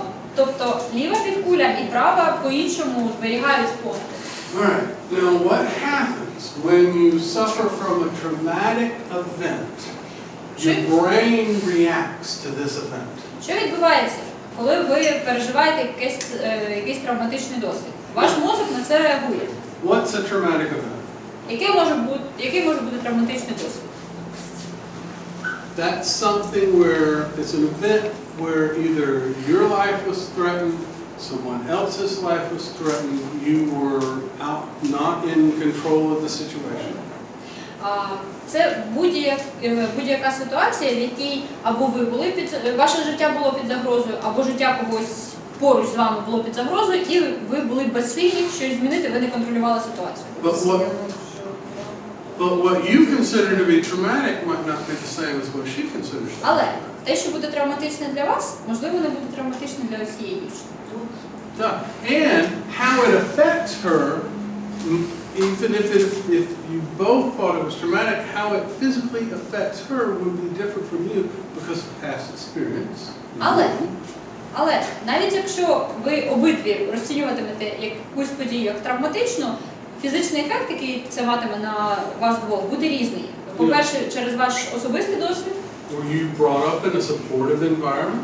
Наприклад, чи вас ростили в підтримуючому якомусь колі? Or when the event took place, do you have a support to help you process that? І чи є у вас підтримка після того, як ця подія сталася, яка допомагає вам переробити досвід? In order for something to be considered post-traumatic PTSD, either the symptoms don't start until 6 months after the event, or the symptoms last for longer than 6 months. І для того, щоб сказати, що ми маємо справу з посттравматичним стресовим розладом, має минути мінімум 6 місяців з моменту травми. І симптоми або не проявляються до півроку після травми, або зберігаються півроку після неї. I know at least one Vietnam veteran didn't have symptoms of PTSD for 10 years. Але чув про випадок ветерана В'єтнамської війни, якого симптоми ПТСР проявилися через 10 років після повернення. Now there's another thing that y'all may run into. It's called traumatic brain injury. Є ще одна річ, з якою ви теж можете стикнутися – черепно-мозкові травми. And that's not necessarily something has penetrated the skull and injured physically the brain. І це не тільки випадки, коли не був пошкоджений череп і мозок був також пошкоджений. Concussion can do it. В принципі, контузії і струсу мозку достатньо. Now, the difference between the symptoms of PTSD and traumatic brain injury are very subtle. І різниця між симптомами посттравматичного стресу та ЧМТ дуже невелика. Traumatic brain injury symptoms diminish over time. The PTSD symptoms get worse over time. Але при спільному наборі симптомів, при ЧМТ, симптоми самі собою з часом зникають, а при ПТСР навпаки погіршуються. But it's the same stuff, the aggression, not being able to sleep, avoiding stuff. Але симптоми подібні – це агресивність, безсоння, уникання певних ситуацій або речей. Now, one of the things that we do in therapy is we attach a number to the symptom. Що ми робимо в терапії? Одна з речей. Це ми присвоїмо якесь число симптому. My soldier tells me last week I was on a marshruka and I just had to make it the guy stop so I could get off. It was that anxiety building. Наприклад, солдат розповідає Чіку, що минулого тижня їхав в маршрутці, довелося терміново вийти, тому що тривога наростала настільки сильно, я не міг там перебувати. Well, give me a number. How, between 0 and 100, how bad was it? Добре, назови мені якесь число від 0 до 100, наскільки це було серйозно. It was like an 80. Це було 80.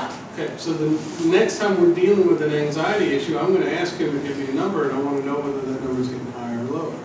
Наступного разу, коли тривога знову впливає в терапії, знову ж таки, чи просить назвати якесь число, і він звертає увагу, чи цифри ростуть, чи навпаки зменшують. Now, how many times do you run into a soldier who thinks, I really miss being in combat?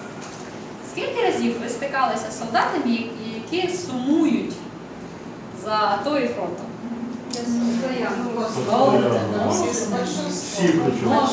It doesn't make sense. Це нелогічно. It's not logical. Це взагалі нелогічно.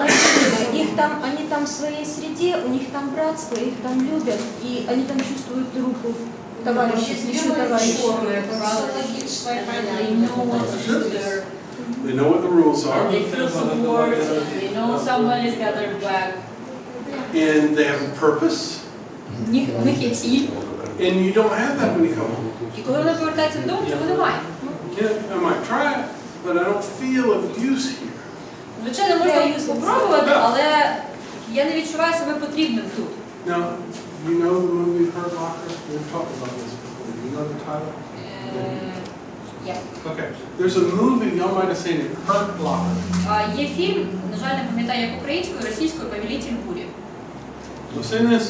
Excellent movie. Чудовий фільм. And it explains this Він пояснює все це. because there's a feeling of this release of adrenaline, and it's a powerful drug. Тому що це відчуття, цей викид адреналіну, це дуже сильний наркотик. Now there's a thing in addiction called tolerance and withdrawal. А в теорії залежності є два терміни. Перший термін – це толерантність, другий – синдром відміни. Tolerance means in order to get the same effect, you have to have more of the drug. Толерантність означає, що для того, щоб досягти певного ефекту, вам з кожним разом потрібно все більше і більше препаратів приймати. And withdrawal means that when the drug is not present in your system, there's a neurological and physical craving for it. А синдром відміни означає, що коли в вашому організмі немає наркотику, є неврологічна і фізична необхідність мати. Combat affects some people the same way. Для деяких людей бій так само впливає. I got a friend who's a policeman in Arizona, Чіпа є друг, поліцейський в Аризоні. and we were talking, and he goes on the Indian reservations. That's where he's a police officer, on Indian reservations. Одного разу вони спілкувалися, а друг працює в резерваціях для індіанців. Well, Indians like to drink and they like to fight. А індіанці люблять випити і битися після цього. And I was talking to him and I said, I just can't imagine going on the reservation and fighting a drunk Indian every Friday and Saturday night. І коли вони розмовляли, Чіп сказав, я просто не можу собі уявити, щоб я кожної п'ятниці та суботи їхав в резервацію і там рознімав цих п'яних індіанців, які деруться. He said, I love it. А друг сказав, я це обожнюю. He said, it's so fun. Це так весело. What you think is stressful is different than what she thinks is stressful. І те, що ви вважаєте стресом, відрізняється від того, що ви вважаєте стресом. So you put the two of you in the same situation, one of you is going to develop symptoms of PTSD, one of you is not. І якщо вас навіть поставити в одну і ту саму ситуацію, в одної людини розів'ється посттравматичний стрес, в іншої ні. But let's say you two were in combat together. Але, наприклад, ви вдвох були в бою разом. Maybe you came from the... По темпераменту мы абсолютно. They're absolutely different. Yeah, but maybe you came from the same village. Maybe you've been friends for 10 years. Але, наприклад, ви з одного села, ви 10 років дружите. You go to battle together. Були разом в бою. Nothing happens for months. Нічого потім місяць не відбувається. One day there's a really bad day, А потім один дійсно поганий день. and you can't do your job anymore. І ви просто не можете більше виконувати свою роботу. And she's like, what's the matter with you? І вона так, а що з тобою не так взагалі? Well, what's that going to tell you about you, and what's that going to tell you about her? Що вам це скаже про вас і про неї? There's something wrong with me, Зі and мною she's щось wrong. не так, а вона нормальна. I'm broken, Я говорю she's себе, wrong. что со мной что-то не Так, так. якщо ви не можете... Я сама это Так, оцениваю, да? так, ви самі собі кажете. Или меня что-то Ні, оценивает. ви самі собі. Я сама себе говорю, что со мной что-то Мгм. не так. А вона нормальна. А она нормальная. И Because откуда я знаю, какая она? Я знаю, какая я. Зараз кажу. because she's acting right, you can't do your job anymore. Тому що вона після всього, що ви пройшли, веде себе як зазвичай, а ви більше не можете ходити на роботу і робити все, що від вас вимагається. So clearly something's wrong with you. Звичайно, з вами щось не так. Ну как, я таким способом переживаю, This да, is the way какой-то she's его doing. характер, это моя, да. You understand what I'm saying? Ви розумієте? Я до понимаю, чого що я ви говорю? Without education, without counseling, you're going to think you're broken and she's not. Без освіти, без знань про психологічне консультування, ви просто будете думати, зі мною щось не так, а вона нормальна. And there's a lot of factors that go into it. Да, я понимаю. І є дуже багато факторів, які з цим пов'язані. Okay? People are different. Now, Shasha?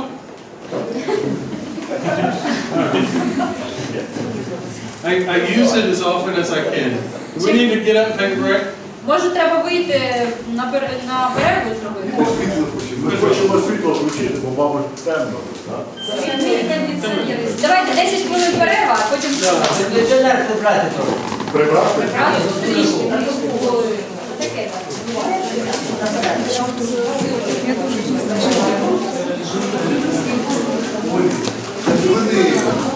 Лариса, в тебе є можливість попрактикуватись. Мені так цікаво, як ви розмовляєте. Я просто... Зараз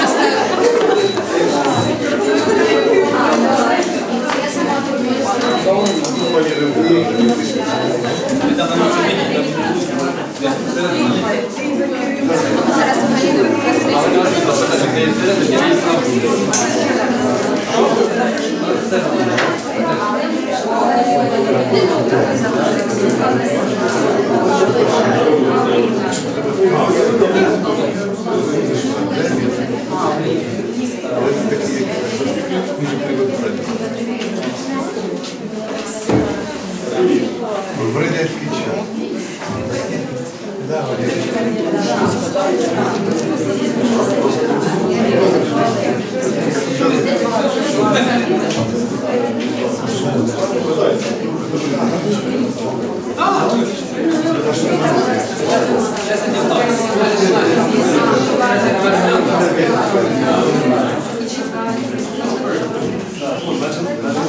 Янки, зараз він же не знає.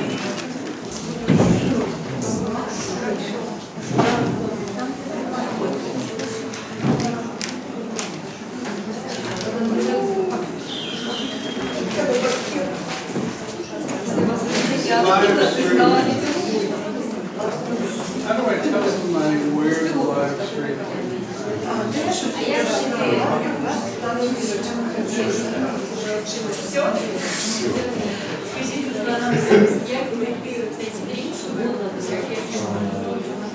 Я не скажу, скажи его сам.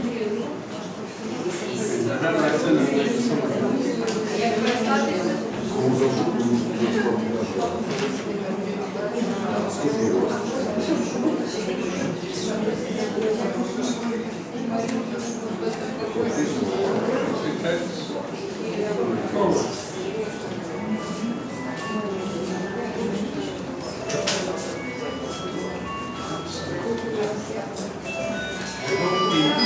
А, там прямой эфир даже.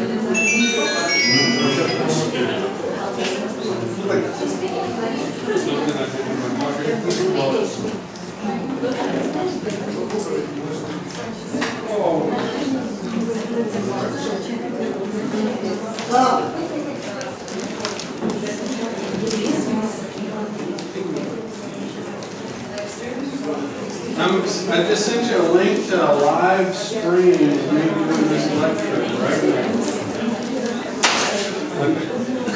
I thought you might do the kick.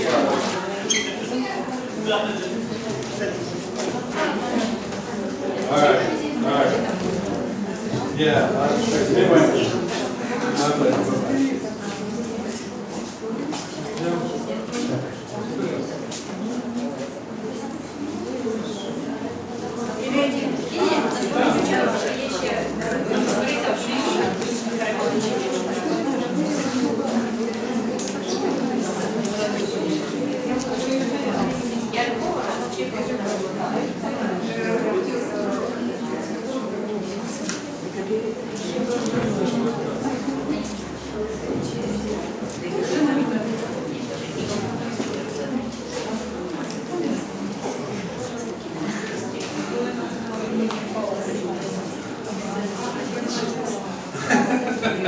Absolutely.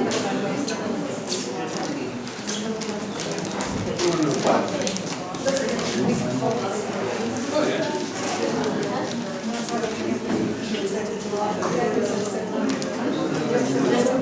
Just in case there's some problems.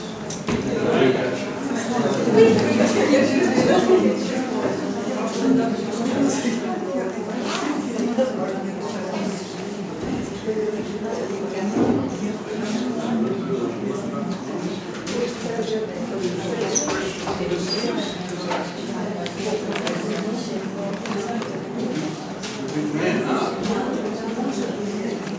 Is it okay to do one shot?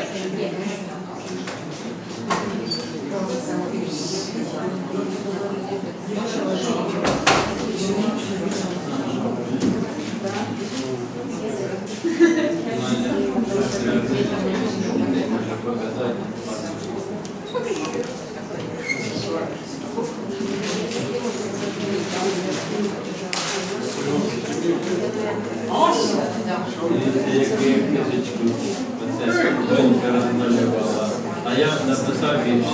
Вода квітам. Матері потім айстри. А не можу. Ось така квітка є.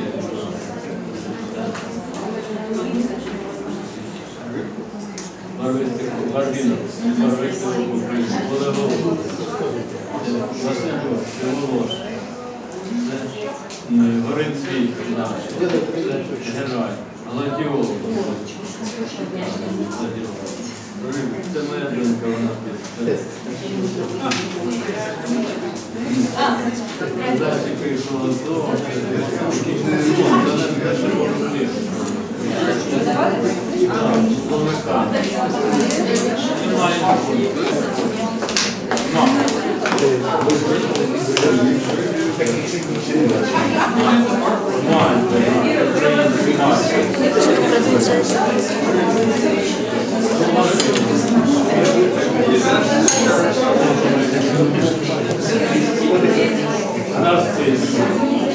Сам себе вирішив. Папу ескрисе. Водолінь пряма. Біла лінія. Водяна. Що це така в мене книга? Таким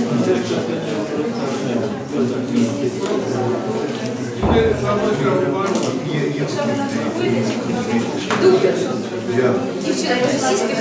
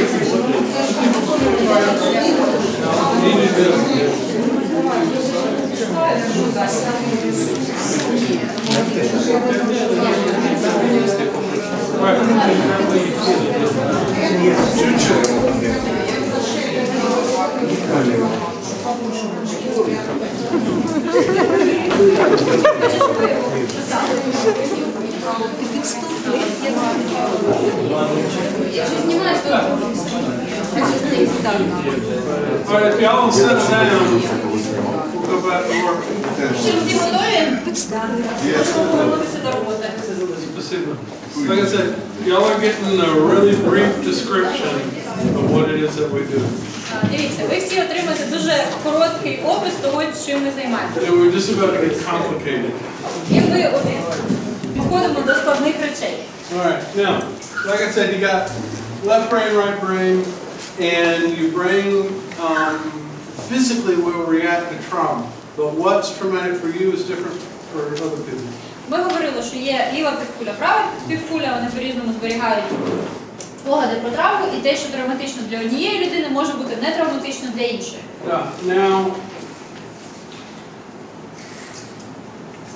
when a traumatic event takes place, something that we all would consider to be traumatic, the right side of the brain is the side that's going to react out of emotion. This is where your emotions are, on the right side.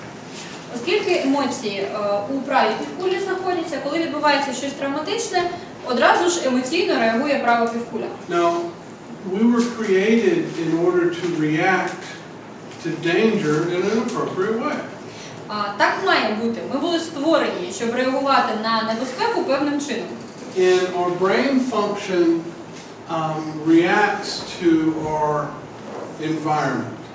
І функції нашого мозку реагують на навколишнє середовище. And what's happening here when there's a traumatic event, the left side of the brain actually shrinks. І що відбувається в травматичній ситуації?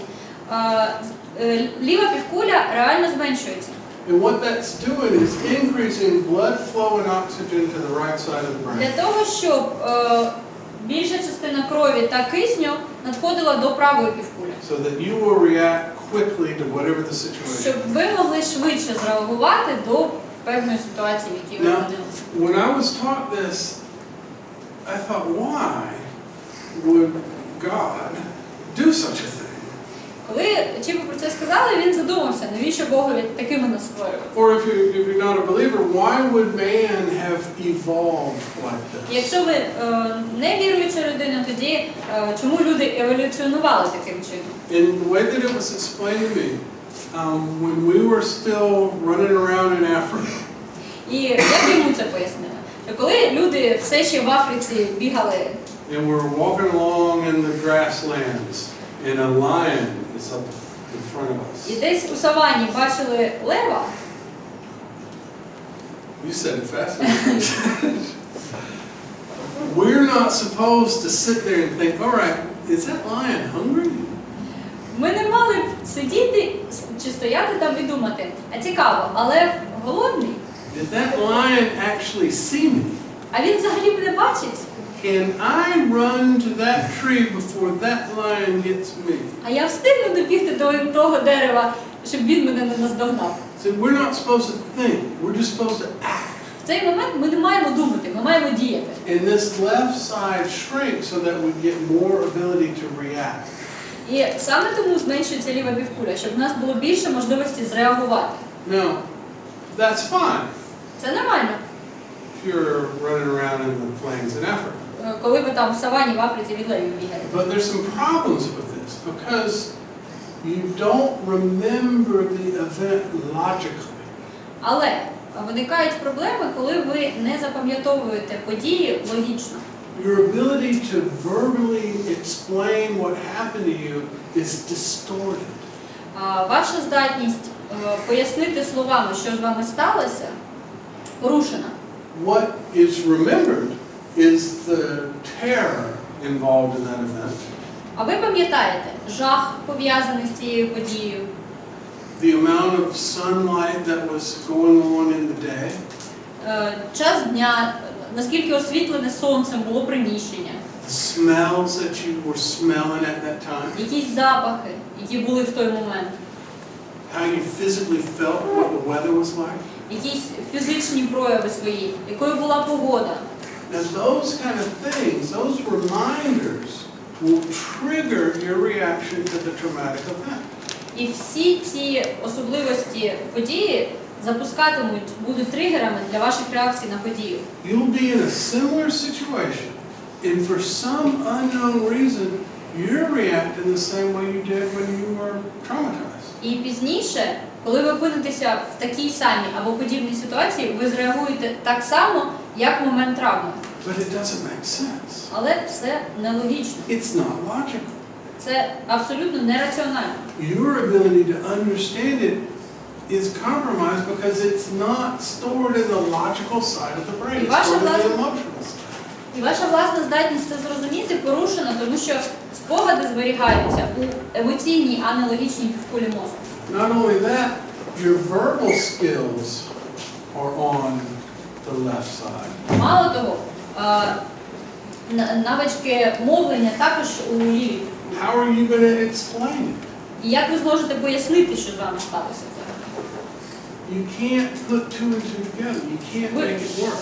You can't explain what you're going through. You can only feel what you're going through. Ви в цей момент взагалі не можете скласти 2 і 2 і пояснити, що з вами відбувається. Ви тільки відчуваєте, що з вами відбувається. You know, I deal with abused kids a lot. Чіп часто працює з дітьми, жертвами насильства. You know, 5-year-old boy. 5-річні діти, наприклад. He been abandoned on the street, might have cigarette burns on him from being abused. Наприклад, хлопчик, якого покинули десь на вулиці, в нього там сліди від сигарет на руках. And he can't logically explain to me what he went through. Така дитина не може логічно пояснити, через що вона пройшла. He just doesn't have the verbal skills. В нього просто немає навичок мовлення для цього. But his reactions tell me what he went through. Але його реакції розповідають про те, через що він пройшов. Now my 50-year-old soldier has the same problem. Те ж саме з 50-річним солдатом. He went through things that he can't explain. Коли він пройшов через щось таке, що не може пояснити. But his reactions to what's going on out there tell me everything I need to know. Але його реакції на якісь зовнішні події розповідають про все, що йому потрібно знати. He might not logically understand. Можливо, він не розуміє цього з логічного боку.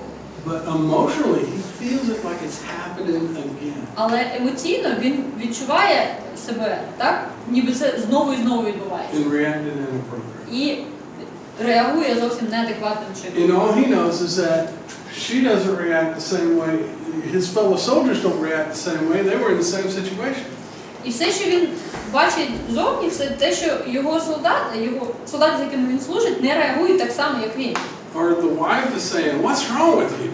Або, наприклад, дружина йому каже, та що з тобою не так? You're acting like a crazy man. Ти поводишся як ненормальний. Your reaction to this situation is inappropriate." Твоя реакція на цю ситуацію ненормальна. And you don't know why. І людина не знає чому. This is why. Ось чому. Your brain changed at that moment. Тому що в той момент травми, змінився мозок. Now, it doesn't stay that way, but the memory, the logical storage of memory is broken up. It's not in a chain of events. Звичайно, так лишається не назавжди, але для цієї конкретної події порушено логічний ланцюжок подій. And so one of the diagnosis tools that I use with children who can't explain things is I say, draw me a picture of how you feel. І один з інструментів, який Чіп використовує з дітьми, коли дитина не може пояснити, що сталося, це він пропонує намалювати свої відчуття. Here's a pack of colors, a pack of crayons. Будь ласка, ось тобі кольорові олівці. Draw me your face. Намалюй своє обличчя. You know, children in the orphanage, I have them draw a picture of the family. В дитячих будинках Чіп пропонує дітям намалювати сім'ю. They don't have a family, but they know what it is. Навіть якщо в дитини немає сім'ї, вона знає, що це таке. And so I look at those pictures. How much detail is in the face? What colors did they use? І Чіп звертає увагу на ці малюнки, наскільки вони деталізовані, які кольори дитина використовує. When I ask them to draw their family, how big or how small are they? Коли Чіп просить намалювати сім'ю, він звертає увагу на розмір фігур. Do they add grass and trees and dogs and that kind of stuff? Чи додавалися якісь деталі, там, трава, квіти, собака, ще щось? Or is it just black and white? Або це просто чорно-білий малюнок, Then без understand. жодних деталей. I do the same thing with my soul. Те ж саме Чіп робить і з солдатами. You can't tell me what your emotion is, draw me a picture. Добре, якщо ти не можеш мені розказати, які емоції ти переживаєш, намалюй. Now this isn't the same as art therapy. Це не зовсім арт-терапія. This is a diagnosis tool. Це діагностика. Now, how many big tough soldiers are going to draw a picture for me? Хто з суворих солдат буде малювати якісь там картинки? Everyone I've ever asked. Кожен, кого Чіп не попросив. They want to get better. Їм хочеться, щоб їм стало краще. They just want somebody who knows what they're doing and that they can trust. Їм потрібен хтось, хто знає, що робить, якому можна довіряти. Now, when this stuff is triggered, when the sun's just right and the smell's just right and I'm in a crowd and something reminds me of the traumatic event, how do I reconnect the two? Якщо щось запускає реакцію травми, якщо, наприклад, той же самий час дня ми відчули той самий аромат, який був в той момент, як можна відновити зв'язок між півкулями в цей Because момент? remember, we're going to talk about this stuff in my office. We're going to talk about some painful stuff that you don't want to talk to anybody about. Якщо ви пам'ятаєте, ми спілкуємося про дуже неприємні речі, про речі, які людина воліла б не обговорювати ніколи в нашому офісі. But I'm not just going to one day say, hey, let's talk about what happened. Звичайно, Чіп не починає розмову одного дня просто так. До речі, давайте мені зараз розкажеш, що там з тобою сталося. Because one of the reasons why they don't want to talk about what happened is that they are afraid that they will lose control if they bring back that memory. Тому що одна із причин, чому людина взагалі не хоче обговорювати те, що з нею сталося, вона боїться втратити контроль, що її занесе в ці спогади настільки сильно, що вона не зможе з цим нічого зробити. You know, what the cognitive process in therapy involves is not running away from the memory, it's confronting the memories. Однією з цілей когнітивно-процесуальної терапії є якраз не уникання спогадів, а зустріч з ними, обличчям до обличчя. The soldier wants to forget all that stuff. Звичайно, солдати хочуть все забути. But it's not gone away, it's still there, it's still stored in the emotional side of the brain. Спогади нікуди не зникають, вони все ще лишаються в емоційній півкулі. And sometimes it comes up when they're not prepared. І іноді вони виникають, коли людина не готова до цього. So they think, I need to block it away, I just need to forget all that stuff. І людина думає, мені просто треба про це забути, треба це заблокувати. You're never going to forget it. Але забути ніколи не дасть. You're never going to go back to the way that it was. Ніколи не вдасться повернутися до того, що було колись. You're never going to be the same person you were before that happened. Ви ніколи не будете людиною такою, як були до того, як з вами це сталося. But what we are going to do is learn how to control it. Але ми навчимося контролювати це, Manage it. управляти це. Not let it control us. І не дозволяти цим спогадам контролювати себе. How many of you have ever been in a car when you ran over a dog or a cat? Хто з вас колись на машині збивав чи кішку, чи собаку? You remember, right? Пам'ятаєте, так? It's just a cat, Але це просто кішка. but you remember. Але ви пам'ятаєте все одно. Now imagine being in a combat situation and seeing some of the terrible things that you saw. Уявіть тепер собі ситуацію бою і ті речі жахливі, які відбуваються там. You're not going to forget the dog or cat. You're certainly not going to forget what you saw. Якщо ви не забуваєте, як ви збили на машині кішку чи собаку, ви, звичайно, не забудете те, що відбувається там. We had I think we're live streaming to the U.S. right now, but we had a senator in the U.S. who was a World War II veteran. Ми, здається, зараз спіймемо не тільки на Україну, а на Штати, але все одно, чи приведете цей приклад. В Штатах був сенатор, ветеран Другої світової. A senator from Hawaii, and he was a combat soldier in Italy, and a grenade took off his arm.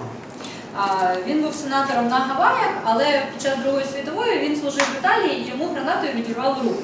And he got up and he wrapped a tourniquet around it because he was in command. Він був командиром, і коли це сталося, він просто там чим міг собі перемотав руку і далі брав участь у бою. And he knew the Germans were just about to counterattack, so he had to protect his men and not get medical help for himself. І він знав, що німці наступають, і він знав, що йому треба захищати своїх людей. Не було часу взагалі ніяку медичну допомогу. So he was able to handle his fear, handle his pain, handle his stress, continue to fight until he knew the situation was in control. І він взяв себе в руки, справився зі своїм страхом, зі своїм болем, і до тих пір, поки все було під контролем, він не дозволяв собі розслаблятися. Now I heard him tell that story. That was almost 80 years ago, 70 years ago at least. Це все сталося років 70 вже тому, як мінімум. And when he talked about it, he cried. І коли він давав інтерв'ю і про це розказував, що власне Чіпов бачив, він плакав. He cried about the men that were in his platoon that he had lost, that he saw die. Він плакав за тими людьми, які були під його командуванням і яких він бачив, смерть яких він бачив. And he shot a German soldier who was waving at him, stopped like this, and so he walked up to him. The soldier put his hand inside his jacket. І він розказував, як він вбив німця, який спочатку йому помахав, підняв руки, зупинився, а потім запустив руку собі в піджак. Well, I don't know about you, but if I'm in a combat situation, somebody puts their hand inside the coat, I'm going to shoot. І Чіп не знає, як ви, а він би, якби був у бою і побачив, як людина лізе собі там кудись під пічок, він би одразу вистрілив би. So he killed the man. І, ну, і, звичайно, те ж саме зробив і цей ветеран. The man was reaching for photographs of his family. А цей німець хотів дістати з кишені фотографію своєї сім'ї. To say, don't shoot me, I have a family. Хотів показати, що не вбивай мене, в мене є сім'я. Now this old man, this tough Marine senator, cried when he told that story. І коли цей чоловік, мужній, сильний, він був спецпризначенцем, розповідав про це, він плакав. You're not going to forget it. Ви не забудете це. It ain't never going to go away. Нікуди воно не дінеться. But you learn how to deal with it. Але можна навчитися, як з цим жити. Okay? So we confront these memories. Ну, ми стикаємося з цими спогадами. But the first thing I need you to do is when you're remembering this stuff, I need you to learn how to calm yourself down. Але найперше, що вам потрібно робити, найперше, що Чіпу потрібно від вас, коли у вас виникають ці спогади, потрібно, щоб ви навчилися розслаблятися. Now, often my psychologists think that we're going to talk about some traumatic event and my patient's going to go crazy or attack me. Часто психологи думають, що якщо ми почнемо говорити про якісь складні речі і пацієнта занесе, вони просто злетять з подушок, почнуть атакувати і так далі. Never had that happen. Ніколи такого не було. I've had soldiers stop talking. Було таке, що люди просто переставали говорити. But there's a way to prevent that also. Але і це можна, до цього можна також не доводити. So what I'm talking about doing is if your emotions are on your right side of your brain and your left side is logic, I need to reconnect those two. До чого Чіп веде? Оскільки емоції в правій півкулі знаходяться, а логіка в лівій, потрібно відновити зв'язок між цими двома. When your emotional reaction to the traumatic event is triggered, I need you to figure out, and I'm going to explain how, I need you to stop and reconnect it to the logical side and calm down.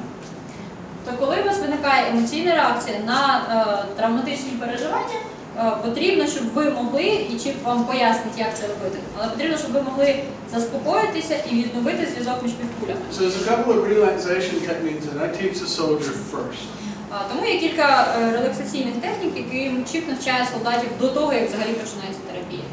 They're not always going to be in my office, so I'm going to need them to be able to calm themselves down to an emotional trigger when they're out in the real world. Людина не може перебувати в офісі постійно, тому треба навчити її заспокоюватися, навіть коли вона десь далеко в реальному світі. But after we learn how to do it in the office, then we start talking about the event.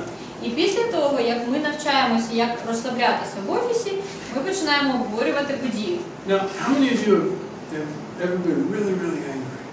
Хто з вас колись дійсно реально гнівався, був такий злий? And did you tell somebody what happened? Ви комусь розказали про це? Did you feel better after you told them? Вам легше стало після того, як ви розказали? Not always. Not always. But if you tell her the story, and then you tell her the story, and then you tell her the story, then you tell her the story. By the time you've told that story a few times, you won't be as angry. Але якщо ви будете злитися і розкажете про це їй, а потім їй, а потім їй, а потім їй, десь на енний раз вам вже буде, ви будете вже не така зла в процесі розповіді. By the time you've told all of us, you're probably laughing about it. А якщо ви розкажете нам всім, ви під кінець вже і будете і сміятися. Well, I don't expect you guys to laugh about this stuff. Чіп не очікує, що ви будете, хлопці, сміятися над чимось, що там з вами сталося. But I do expect it to become less emotional. Але він очікує, що рано чи пізно це стане менш емоційно. Okay? So we're going to tell this story several times, but only after we learn how to calm ourselves down while we're talking. Тому в процесі терапії ми будемо розповідати історію про те, що відбувалося кілька разів, але з кожним разом ми все більше і більше навчатимемося, як заспокоюватися в процесі. And then there's certain parts of the story that are more emotional than other parts of the story. І є певні частини історії, які більш емоційні, ніж інші.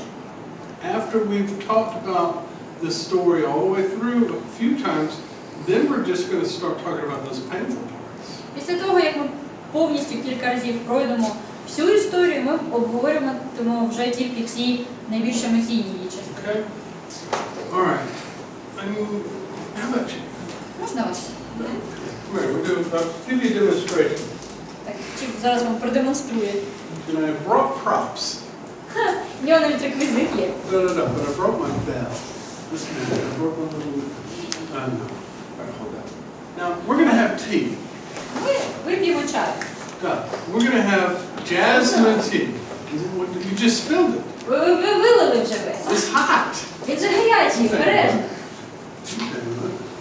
Yeah, we'll just make it more realistic. Зараз ще більш реалістично зробимо. А тут тоста чашка. Don't Тільки spill не it. гаряча, тільки не розлийте більше. Дуже гарячий. That's a lot. Don't spill it. Бачите, повна чашка, не Right. розлийте. Now we're going to have jasmine tea. І так, це зелений чай з жасміном. Smell it? Приємний запах. It's very nice. And you feel the cup in your hand? Відчуваєте, так? Чашка така важкенька в руці. And we're going to add some, you see my Azor pen? We're going to add some sugar to it. Stir it around. Нехай це буде ложка, ми додамо трошки цукру. Помішати треба. You see the cup in your hand. Бачите, так? Don't drop the spoon. Не пустіть ложку. And you can taste it. Можете спробувати. Пожалуйста. See? Now that's all 5 senses. Всі 5 відчуттів дієнні. It's your sight, you heard the spoon, І зір, і слух, бо ви чули, коли перемішували, як you ложка smell б'ється. the Ви tea, відчуваєте запах, you see the tea, you tasted the tea. ви пробуєте його, ви бачите. That's connecting right side, left side. Це відновлює зв'язок між півкулями.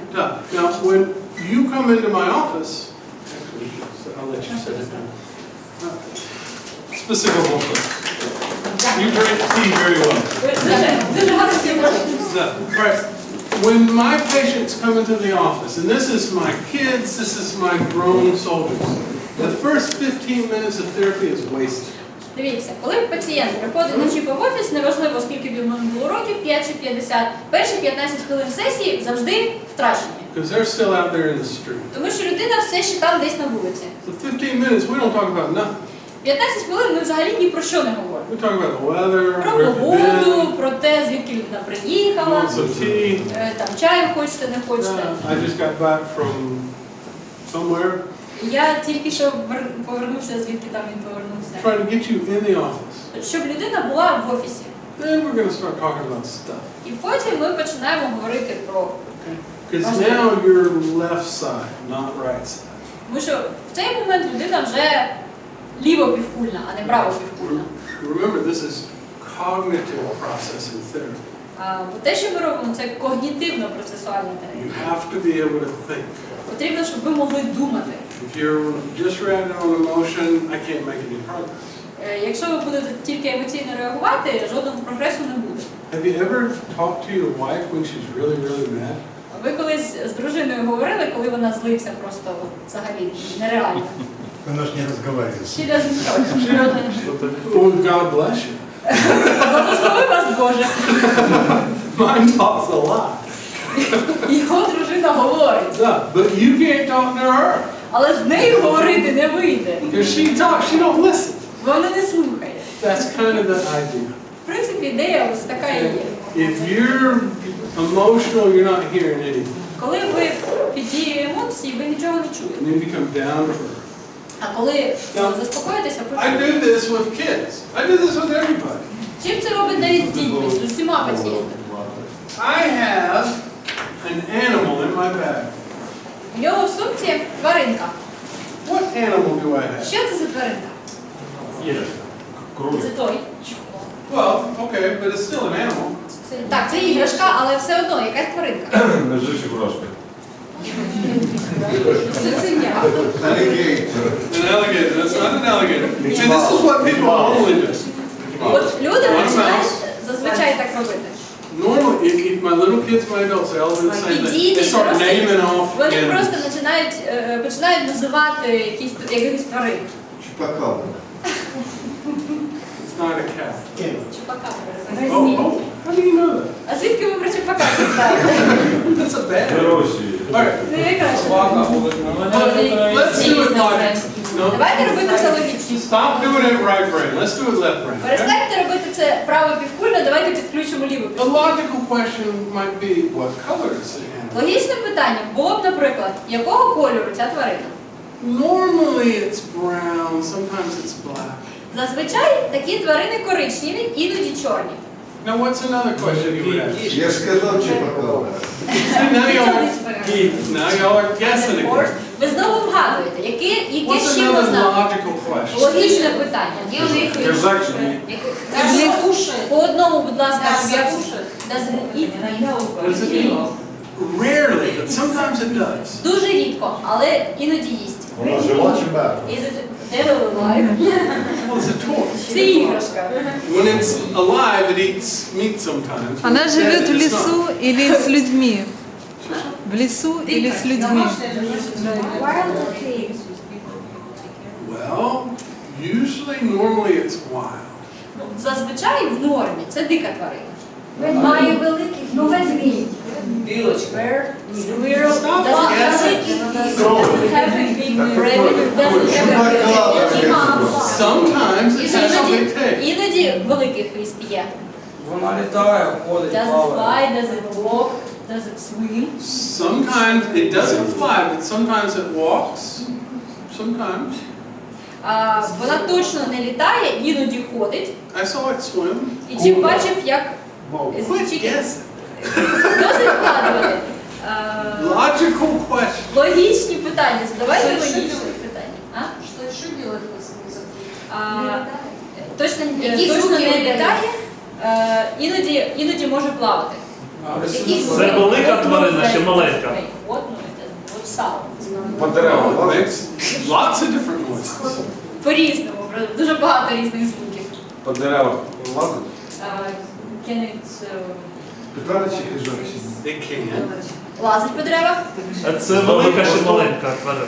З довгим хвостом? Doesn't have a long tail. Sometimes. Іноді Sometimes it has так. no tail at all. Іноді буває взагалі без хвоста, що ви сказали? Велика тварина чи маленька? Sometimes it's both. Іноді і велика, і маленька може В яких бути. регіонах мешкає? Європа, Азія.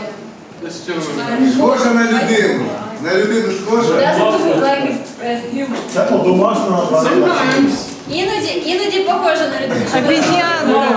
Обезьянка. Чи піддається, чи агресивна, і чи піддається пересуванню. Обезьянка. Sometimes. Іноді агресивна, іноді піддається дресуванню. Обезьянка. Is it a monkey? Я не знала, мама. It's a monkey. О, Now I want you to watch. Y'all can't see this. Watch his face. Слідкуйте за його обличчям. He's smiling, right? Посміхається Now людина. he wasn't smiling before him. Але він не посміхався до того, як ми дали йому мавпочку. Now I've carried Вона this. кумедна, то ви It's посміхаєте. funny. This is pretty fun. See, I've carried this monkey with me 6-7 years now. Вже 6 чи 7 років чим з собою возить завжди цю мавпочку. Now I had to borrow it from my son because he plays with it. Тепер доводиться позичати цю мавпочку у сина, бо син грається. But what we just did is we connected right side and left side. Знову ж таки, що ми зараз зробили? Ми відновили зв'язок між лівою і правою підкулями. Because when you're guessing this stuff and you're trying to figure it out, you're picturing in your mind all these things that y'all were throwing out. Тому що коли ви намагаєтеся вгадати тварину, ви собі в умі уявляєте всіх тварин, які підпадають під описання. What you're not thinking about is your problem. І ви в цей момент не думаєте про свої проблеми.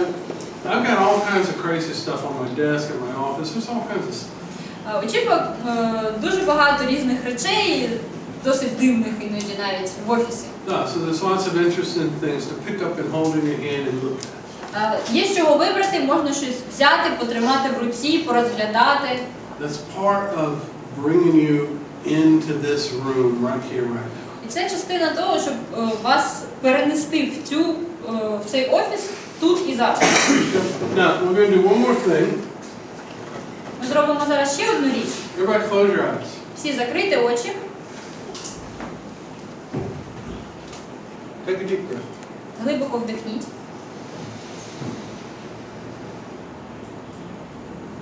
Breathe it out. Видихніть, видихніть. I just meant for you to breathe deeply. Я просто хотів, щоб ви зробили глибокий вдих-видих. But everybody holds their breath. Але всі перший раз затримують дих. I was hoping you would know. Я сподівався, що ви цього не зробите. All right. Take a deep breath again and breathe out. Breathe deeply. And continue to breathe deeply. Знову ж таки, просто продовжуйте глибоко дихати. Дихати, вдихати. No looking at your phones. Close your eyes. Закрийте очі, не перевіряйте, чи не прийшла там смс-ка на телефоні. Не надо. Another deep breath. Ще дихайте. Глибоко. Now, I want you to imagine the room that we're in. Уявіть закритими очима ту кімнату, в якій ми знаходимося зараз. Keep your eyes closed. Але не відкривайте очей. Just listen to me. Слухайте просто. Keep your eyes closed. З закритими очима. Close your eyes. Закрийте очі. Закрийте очі. Now, tell me this. How many flags are in this room? А скільки прапорів в цій кімнаті? 3.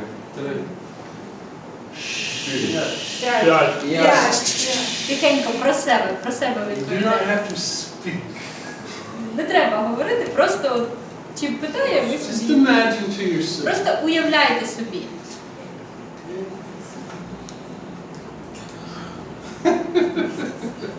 Don't fall asleep. Не засинайте. Take a deep breath. Глибоко вдихніть, видихніть.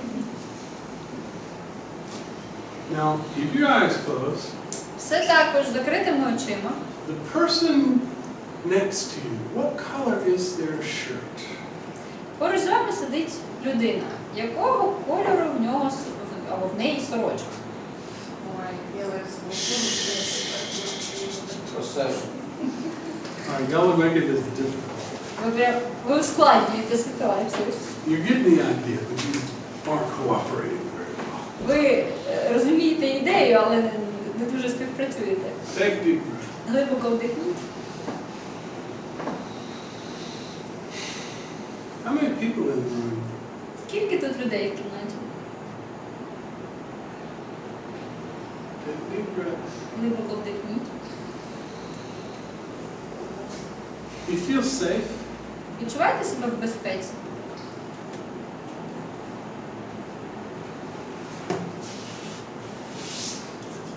Take a deep breath. Глибоко вдихніть. Now, I want you to imagine a place that you always have enjoyed going to. Уявіть місце, в якому вам завжди подобалося бути. But I'm going to limit it to either the mountains or the beach. Чи трохи обмежить вам вибір горами і пляжем.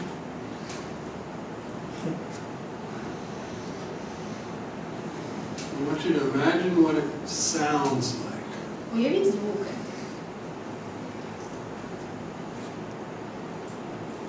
Whether it's cool or warm. Уявіть, чи там прохолодно, чи тепло. I just came from the Carpathians. Чи тільки приїхав з Карпат. Mountains are very nice. Гора дуже красива. They have a certain smell. Там особливий запах. There's some birds there I've never seen anywhere else. Там є пташки, яких він більше ніде не бачив. You hear the birds? Чуєте пташок?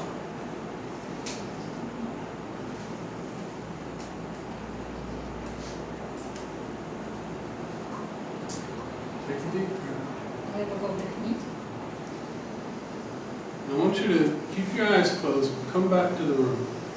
Закритими очима в уяві своїй поверніться в кімнату, в якій ми зараз. Take a deep breath. Глибоко вдихніть. One more. One more deep breath. Ще один, ще раз. Now open your eyes. Відкривайте очі. How do you feel? Як ви себе почуваєте? Блек. Good? Так само. Норма. Right. Normally that takes about 15 minutes. Зазвичай ми на це відводимо десь 15 хвилин. And usually it's just me, you, and her. І зазвичай це чіп, я і клієнт. And what I try to do is establish my office as a safe place. Що чіп намагається зробити? Він намагається зробити для пацієнта офіс безпечним місцем. We associate it with one of your favorite places. Ми встановлюємо асоціацію з якимось улюбленим місцем. Then we go to combat. Після цього ми в уяві йдемо в бій.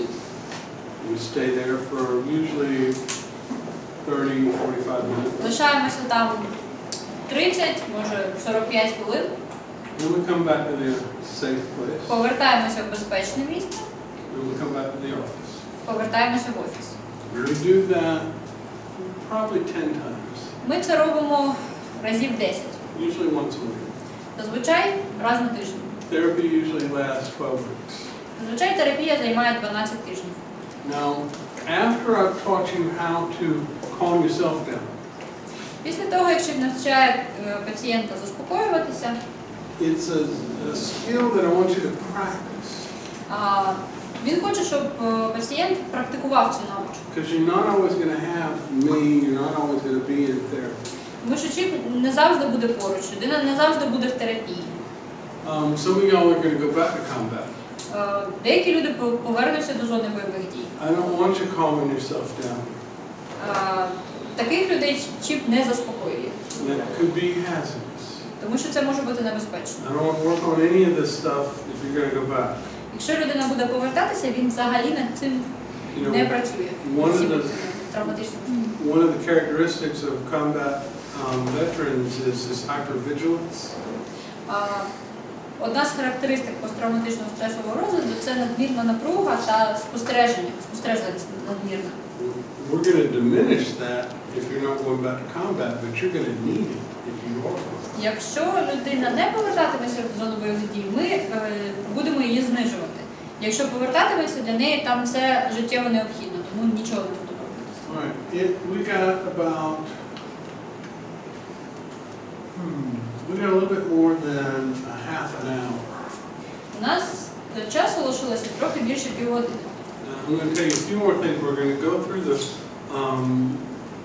the description of the therapy in a little bit more detail. Чіп хочу вам ще більш детально дати описання терапії. Now, we got to run right after this lecture tonight. Сьогодні, одразу після закінчення лекції, нам треба буде йти. But I will be able to hang around for a little while tomorrow night. Але завтра ввечері ще буде часу трохи після лекції. And our office is available to anybody that wants. І якщо комусь буде потрібно, в наш офіс ми вас запрошуємо в будь-який час. So we'll be able to answer questions about family members, about doing your own therapy, that kind of stuff.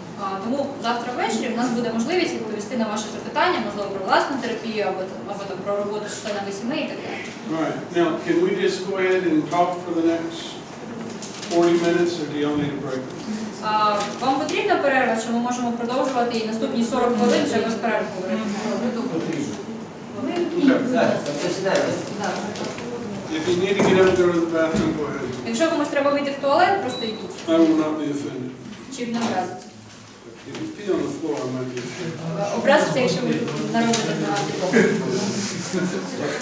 All right. Now there's a couple of incorrect conclusions that some of my soldiers have come to. Є декілька неправильних висновків, яких дійшли деякі солдати. Number one, the world is a dangerous place. Перше, світ – небезпечне місце.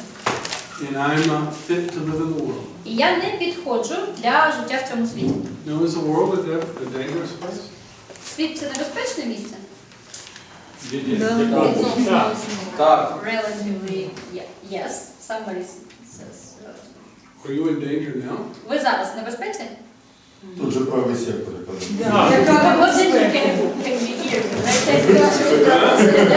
Yeah, this is one of the safest rooms I've been in a long time. За дуже довгий період часу це, мабуть, одна з найбезпечніших взагалі. Yeah, and I'm grateful for it. І чим Дякую вам за це. The world is a relatively safe. Дивіться, світ – це відносно безпечне місце. Bad things happen, but they're not going to happen right now. Звичайно, погані речі трапляються, але вони не трапляються зараз. Now, are you in a position, you young lady, are you in a position to handle any problem that's going to happen right now? Ви, дівчино, ви зможете справитися з будь-якою проблемою, яка може виникнути прямо зараз? Так, so what do you got to worry about? Про що вам тоді хвилюватися? Nothing. Ні про що. But some of my soldiers come back thinking the world is dangerous and something's going to happen and I'm not going to be able to deal with it. Але солдати, які повертаються, іноді думають, що світ небезпечне місце, щось має статися, і я не зможу нічого з цим зробити. And that's as a reaction to something that happened 3 months, 6 months ago. І це може бути реакція на подію, яка сталася 3 або 6 місяців тому. But it's got nothing to do with what's happening right here, right now. І вона ніяк не пов'язана з тим, що відбувається прямо тут і прямо зараз. Yeah, I might get run over by a marshrutka on the way home. Звичайно, на шляху додому чи може збити маршрутка. Probably not. Скоріше за все, ні, але Nothing's going to happen right now. і просто зараз нічого взагалі не станеться. But we tell ourselves, the world's dangerous, and me, for some reason, I have become flawed psychologically, and I can't deal with life. Але люди думають, що світ – це небезпечне місце, і з якоїсь причини я неправильний, я зломлений, і я не підходжу для життя в цьому світі. So the first thing I need to do with my soldier comes in. Тому перше, що потрібно робити з солдатом, коли він тільки заходить в двері. The first thing we do is we start giving them psychological education. Перше, що Чіп робить завжди, це дає психологічну освіту.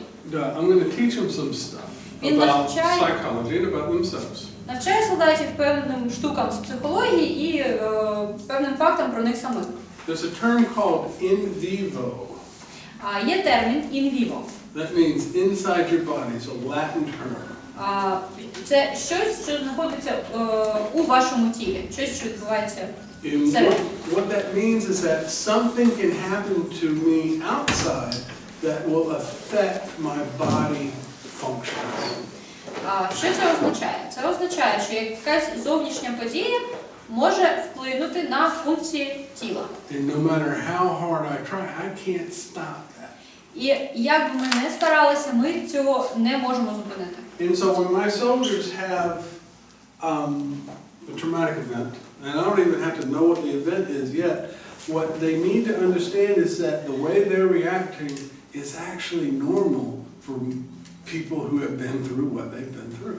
І коли до Чіпи приходить солдат, і Чіпи ще навіть не знає, що там з ним конкретно сталося, солдат одразу має знати, що його реакція на те, через що він пройшов, взагалі-то нормальна.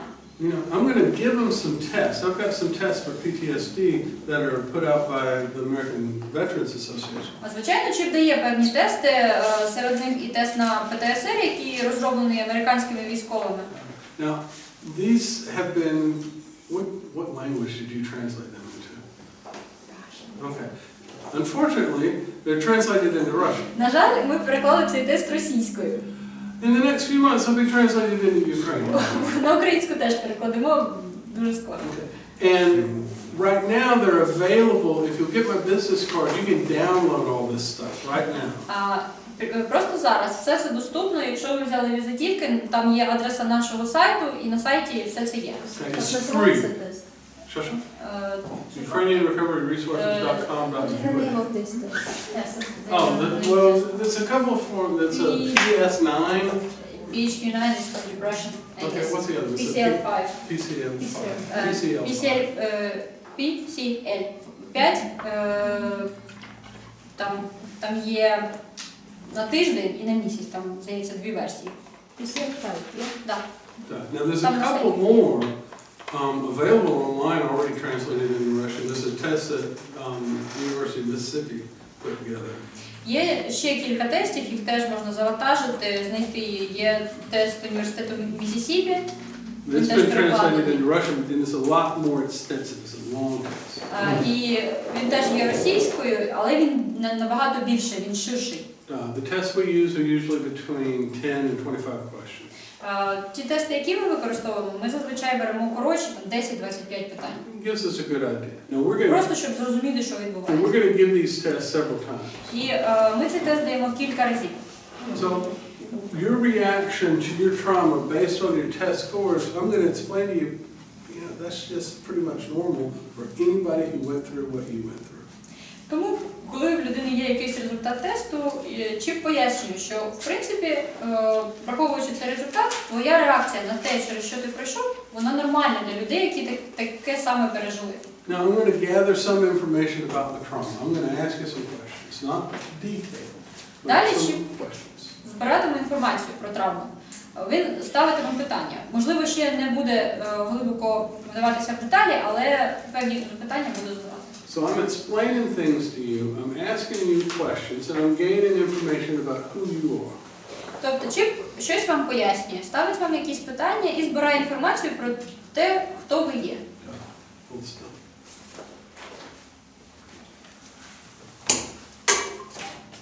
Now, when I do this, I hope I don't make you uncomfortable. Чіп не хоче, щоб ви відчували дискомфорт. Now when I do this, Коли він це I робить, don't sit behind my desk. він не сидить за столом. No, I might not sit right in front of you. Можливо, він не сидітиме обличчя до обличчя. I'm probably going to sit slouched like I always do. When I'm Скоріше за все, він сидітиме так розслаблено, як зазвичай. No, and it's kind of non-confrontational. І, в принципі, немає конфронтації в цьому моменті. But there's nothing between me and you. Але між вами і ним нічого немає. Now, how many of you are afraid of soldiers? Хто з вас боїться солдат?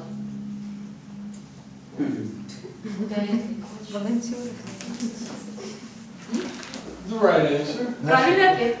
How many of you are uncomfortable around soldiers? А кому з вас некомфортно поруч з солдатами? Іноземними.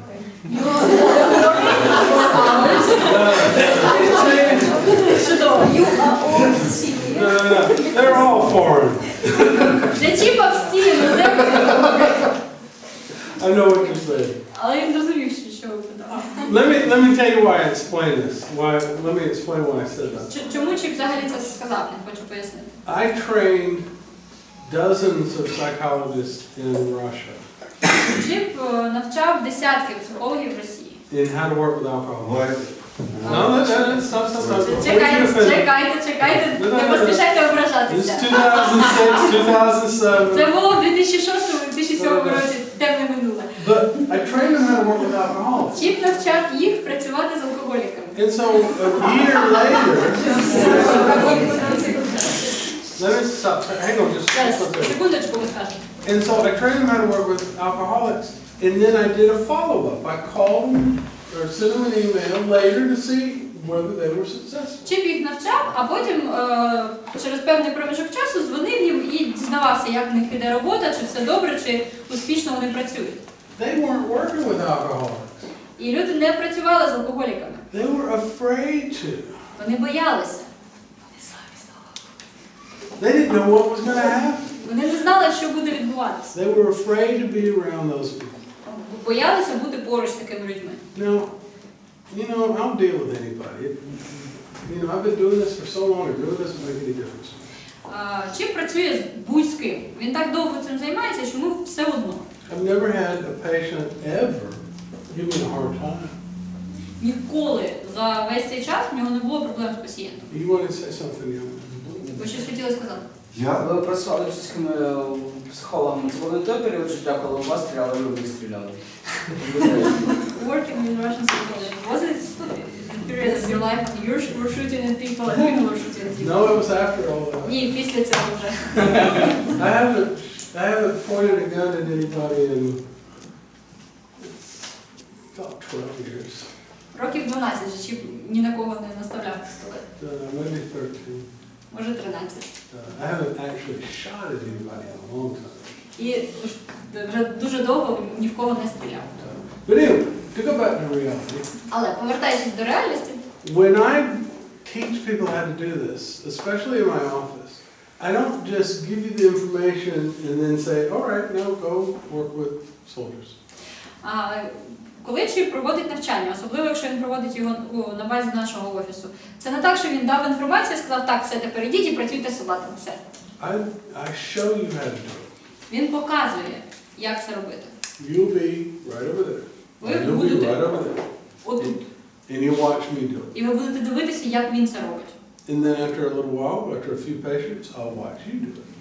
Потім, після того, як ви дивитеся, як чіп працює з кількома пацієнтами, він буде дивитися, як ви це робите. That's the way I was trained. Його так і навчали. You know, they didn't just give you the information and say, go do it. Звичайно, ніхто не дає інформацію і не випускає на волю працювати. They held my hand.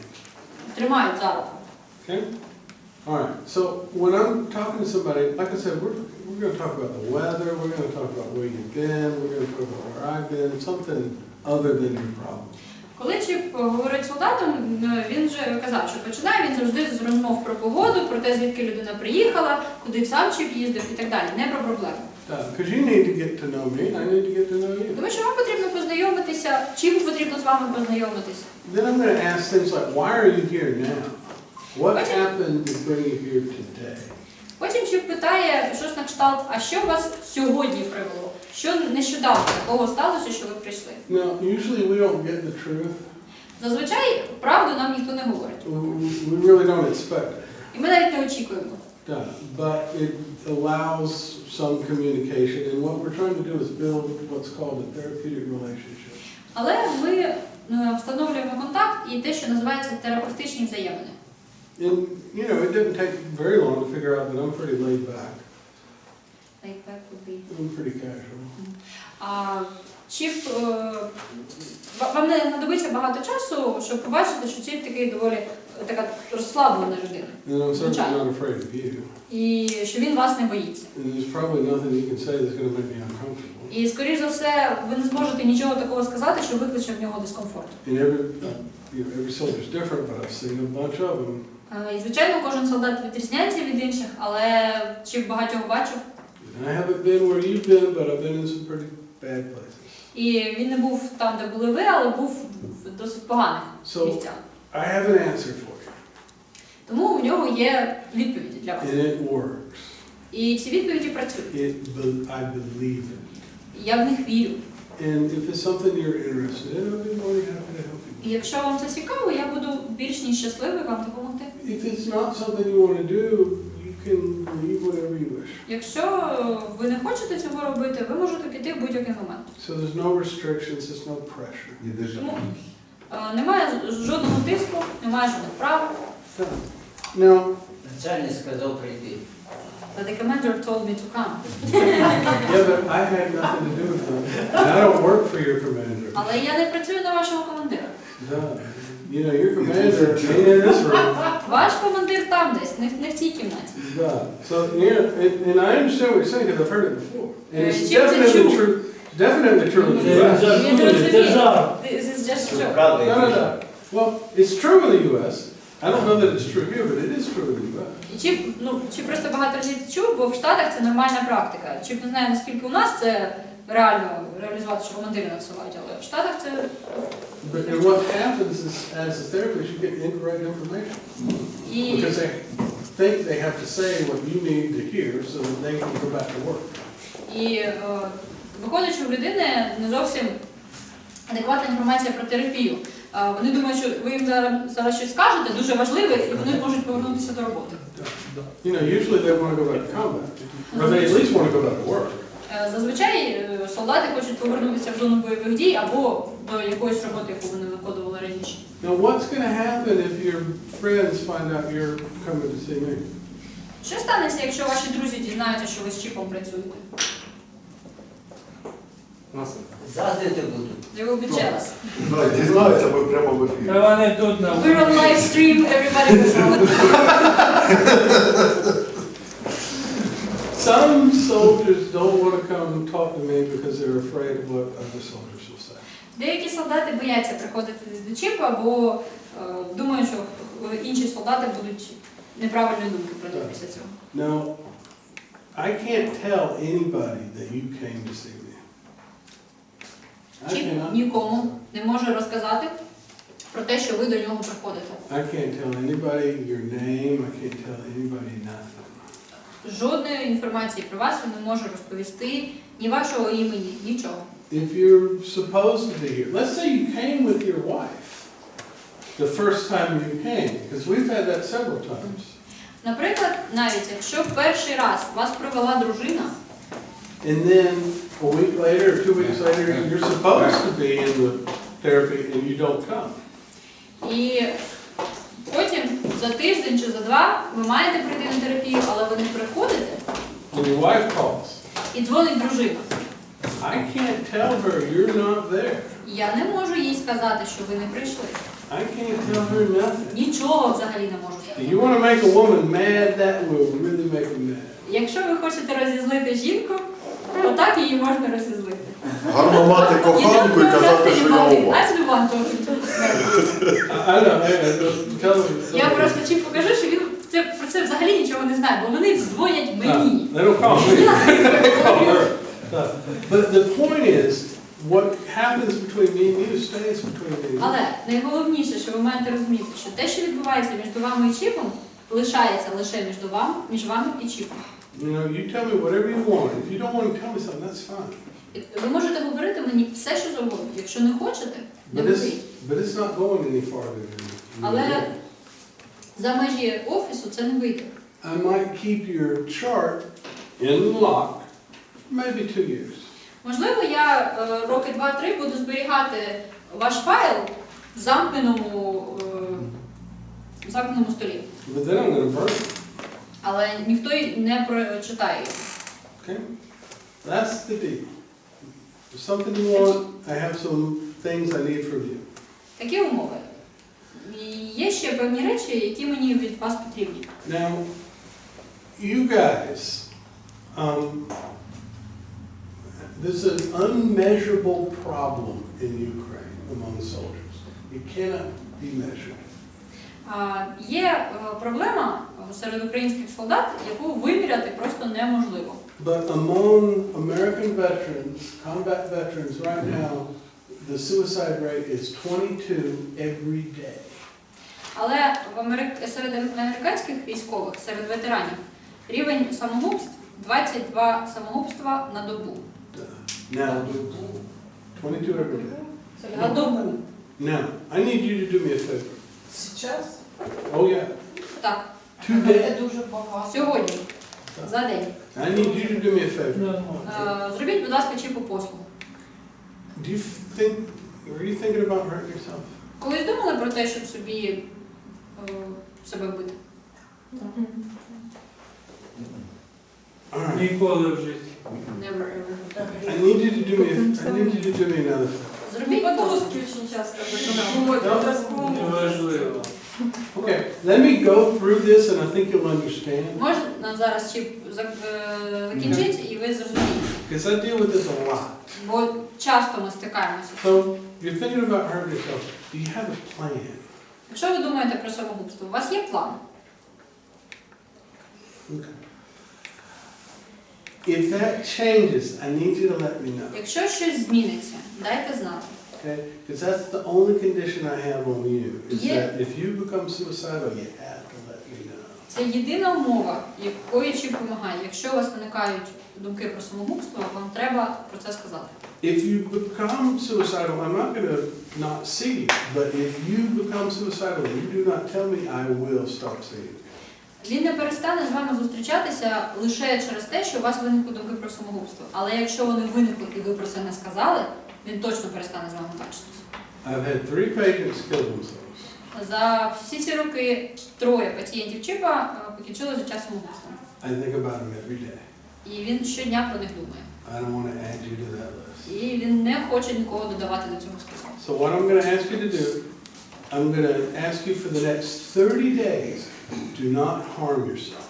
Тому чіп попросить вас наступні 30 днів нічого з собою не робити. And we're going to sign an agreement, a І ми contract. підпишемо between договір you. між вами двома. I promise until November 6th, I will not hurt myself. October 6th, I will not hurt myself. Я обіцяю, що до 6 жовтня не вб'ю себе. You sign it and I sign it. Ви підписуєте чи підписуєте? Goes in the chart. Вкладаємо в ваш файл. Okay. Now, is that going to keep somebody from hurting themselves? Це когось втримає від самогубства? Ні. Yeah. But it's one more thing. Але це ще одна річ. Why, the patient thinks, why would he sign this contract also? Тому що пацієнт думає, а навіщо взагалі підписувати цей контракт? Because this is a team. Ми ж це команда. You're helping me, I'm helping you. I need you to do something for me. І Чіп допомагає вам, ви допомагаєте йому. Ви робите щось для нього. It's not me doing for them, it's us doing it together. І це не так, що Чіп щось для когось робить. Ні, вони роблять це разом. Okay. Now, I need you to come see me once a week. Потрібно, щоб ви приходили до мене раз на тиждень. 12 weeks, 16 at the most. 12, може 16 тижнів поспіль. I need you to be on time. Приходьте вчасно. I need you to not drink before you come see me. Не пийте перед тим, як приходите. Okay? If we have an appointment at noon, don't drink before 12. Wait till after 12. Якщо у нас на 12-ту зустріч призначена, не пийте до 12-ї, пийте після. You can drink, but Пийте don't можна, drink before you come see me. але не перед тим, як ви приходите в офіс. Okay? I would prefer you not drink to excess. Чи б хотілося, щоб ви взагалі не були? Okay. If you're going to cancel an appointment, you need a call. Якщо ви відміняєте зустріч, дзвоніть. I'm going to give you assignments. Будуть домашні завдання. I need you to do them. Треба, щоб ви їх виконували. Okay? That's all I ask. Це все, про що він просить. Okay? In return, in response, I will be at every appointment on time. I will. Звичайно, він кожного разу, коли призначена зустріч, приходитиме. I will protect your confidentiality. Він захищатиме вашу конфіденціальність. And for the rest of your life, if you need help, you just call. І до кінця ваших днів, якщо вам потрібна допомога, дзвоніть. That's the offer I make to you. Це його пропозиція. Okay? Is that a deal? Добре, домовились? Спасибо. Ще Now,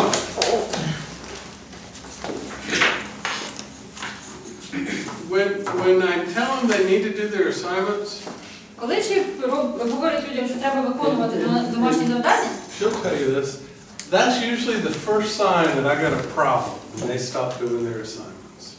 я можу підтвердити. Перша ознака, що є якісь проблеми, це коли людина перестає виконувати домашні завдання в терапії. After that, they start coming late. Після цього люди починають спізнюватись. After that, they quit coming. Після цього перестають приходити взагалі. That's the way it works. Так завжди і буває. You should. You understand. You're welcome. All right. Now, the first session, like I said, we explain some common traits that are going to be seen in our soldiers. На першій сесії, як Чіп вже казав, ми пояснюємо якісь спільні риси, які будуть проявлятися у більшості солдатів. Then I'm going to tell them what therapy actually is. Потім Чіп розкаже, що взагалі таке терапія. And, all this time, they're getting to know me, I'm getting to know them. І весь цей час вони знайомитимуться. Чіп з пацієнтом і пацієнт з Чіпом. No.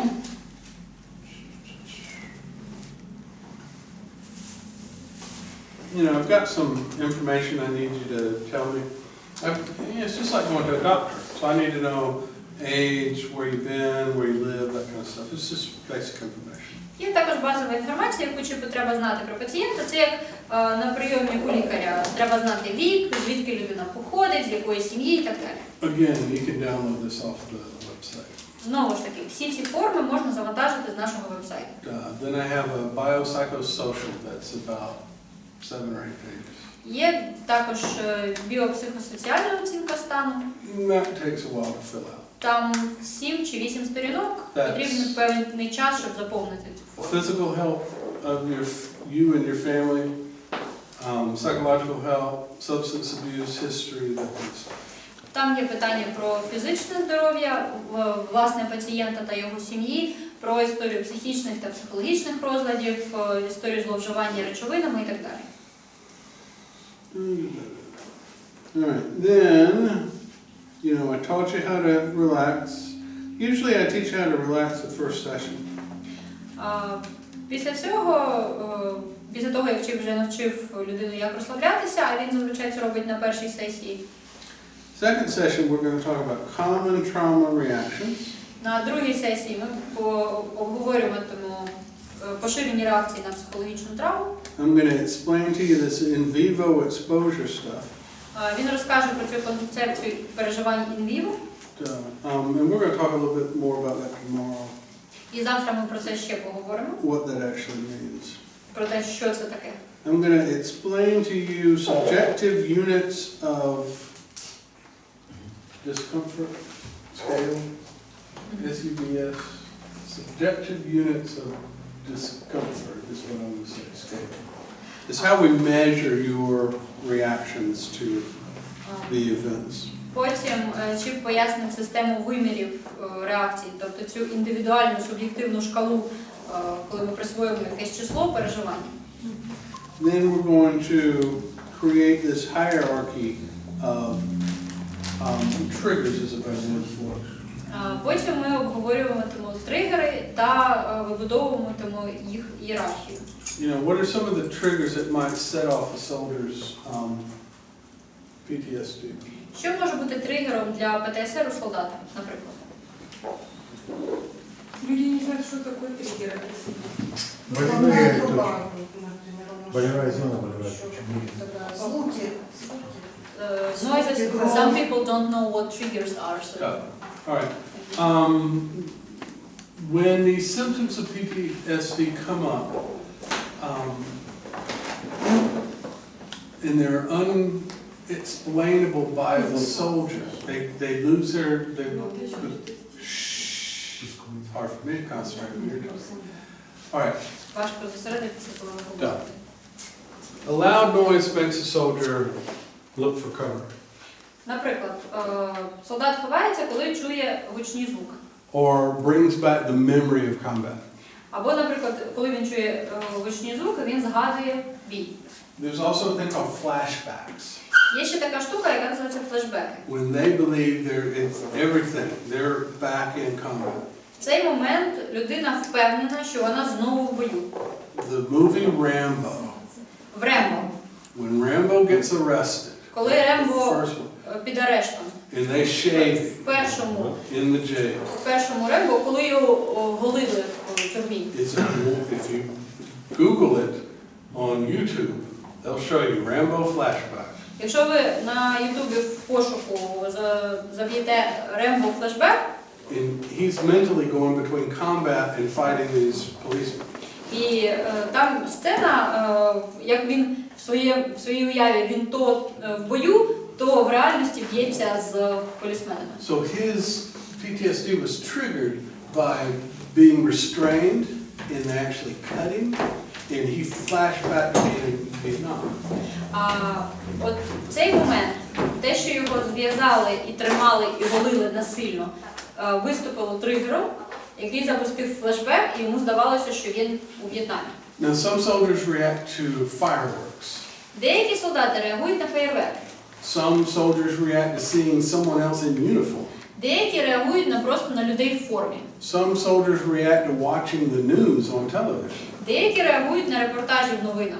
Some soldiers react to hearing someone else describe their traumatic event. Деякі реагують на те, як інші люди розказують про травматичні події, які сталися з ними. So when the soldier comes to see me, they come because of something's happened.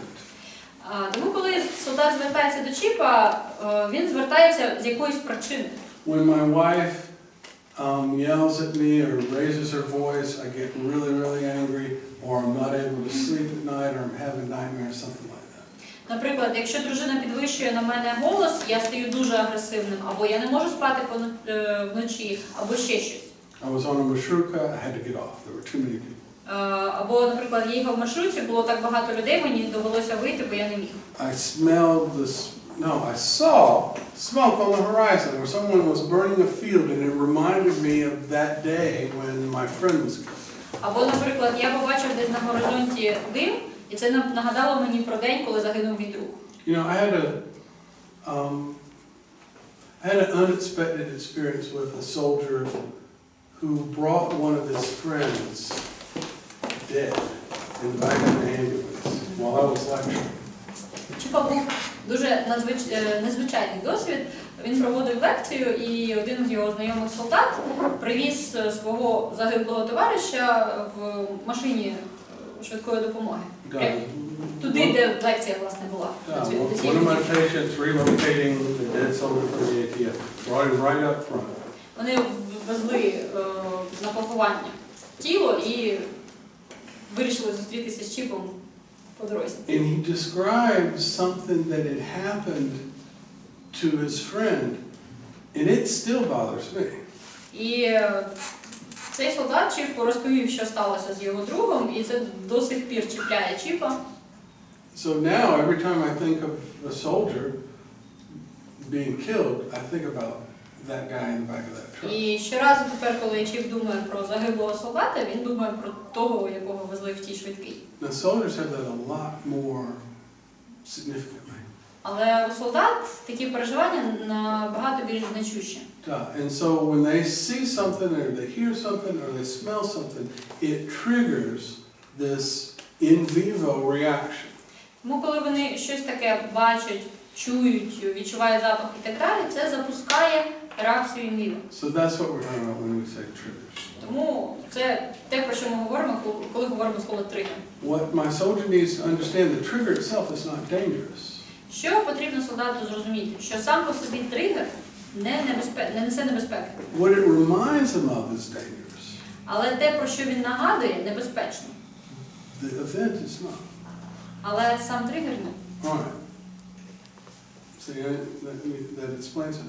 Трошки пояснили, так? All right, so I'm explaining all that kind of stuff to my soldier. Все те саме Чіп пояснює і солдатам. And then I'm going to explain to him how we're going to do this imaginary exposure procedure. І після цього Чіп пояснює, як проходить, власне, уявний вплив, як процедура уявного впливу. Often when my patients come in, and this is codependence, this is alcoholics, I will say, tell me the story. Часто, коли до Чіпа звертаються пацієнти, алкоголіки, наприклад, або співзалежні, він каже, розкажіть історію. Usually it's my alcoholic's wife, and I'll say, well, tell me the story, what did you do? Зазвичай він питає дружину алкоголіка. Well, he did this, then he did that, then he threw up, then he did this. І вони починають розказувати. Він зробив це, а потім ще це, а потім його знудило, ще щось і ще щось. That's not how we do imaginal exposure therapy. Але терапія уявним впливом проходить не так. I'm going to have them sit in the chair with me. We're going to go through the relaxation procedure. Людина сидить в кріслі, спочатку ми проходимо процедуру релаксації, And then you're going to go to combat. а потім людина йде в бій. And the way that you're going to tell me the story is not, well, on this one day we went into this one village. І розказувати історію буде не в минулому часі, не ми одного дня поїхали в таке-таке село і так далі. I want you to go there and I want you to be there. Потрібно, щоб ви туди реально поїхали і там були. I'm walking through the woods. Я йду через ліс. My boots are wet because the grass was wet because it rained. Був дощ, трава мокра, і в мене промокли ноги. I can hear the leaves, the rain falling off the leaves. Я чую, як дощ стучить по листю. I can smell the smoke. Я відчуваю запах диму. It's about 5 in the afternoon. Приблизно 5 година вечора. I can hear the shooting. Я чую постріли. I don't want you to tell me like it happened. I want you to tell me like it is happening. Потрібно, щоб ви розповідали історію не так, ніби це вже сталося, а так, ніби це відбувається зараз. Now I'm sitting about from me away. Чіп сидить приблизно на такій відстані до вас. And I've asked you to continue to breathe deeply because we just did that relaxation. І він продовжує просити вас періодично глибоко вдихнути, бо ми тільки що пройшли релаксацію. So as you're telling the story, I'm watching you and I'm watching how you breathe. І процесі того, як ви розповідаєте історію, чіп спостерігає, як ви дихаєте, як ви реагуєте. And every now and then, I'm going to give you some encouragement. When I see you tensing up or crying or you stop breathing, І періодично, якщо чіп бачить, що ви починаєте плакати, або напружуєтеся, або перестаєте дихати, він буде вас заохочувати. you're in my office, I'm right here. Буде говорити, що ви в мене в офісі, я зараз поруч з вами, все буде добре. All right. Now, I don't want you to stop. Чіп не хоче, щоб ви зупинялися. When you get to a painful spot and you stop, that's just going to make it harder the next time.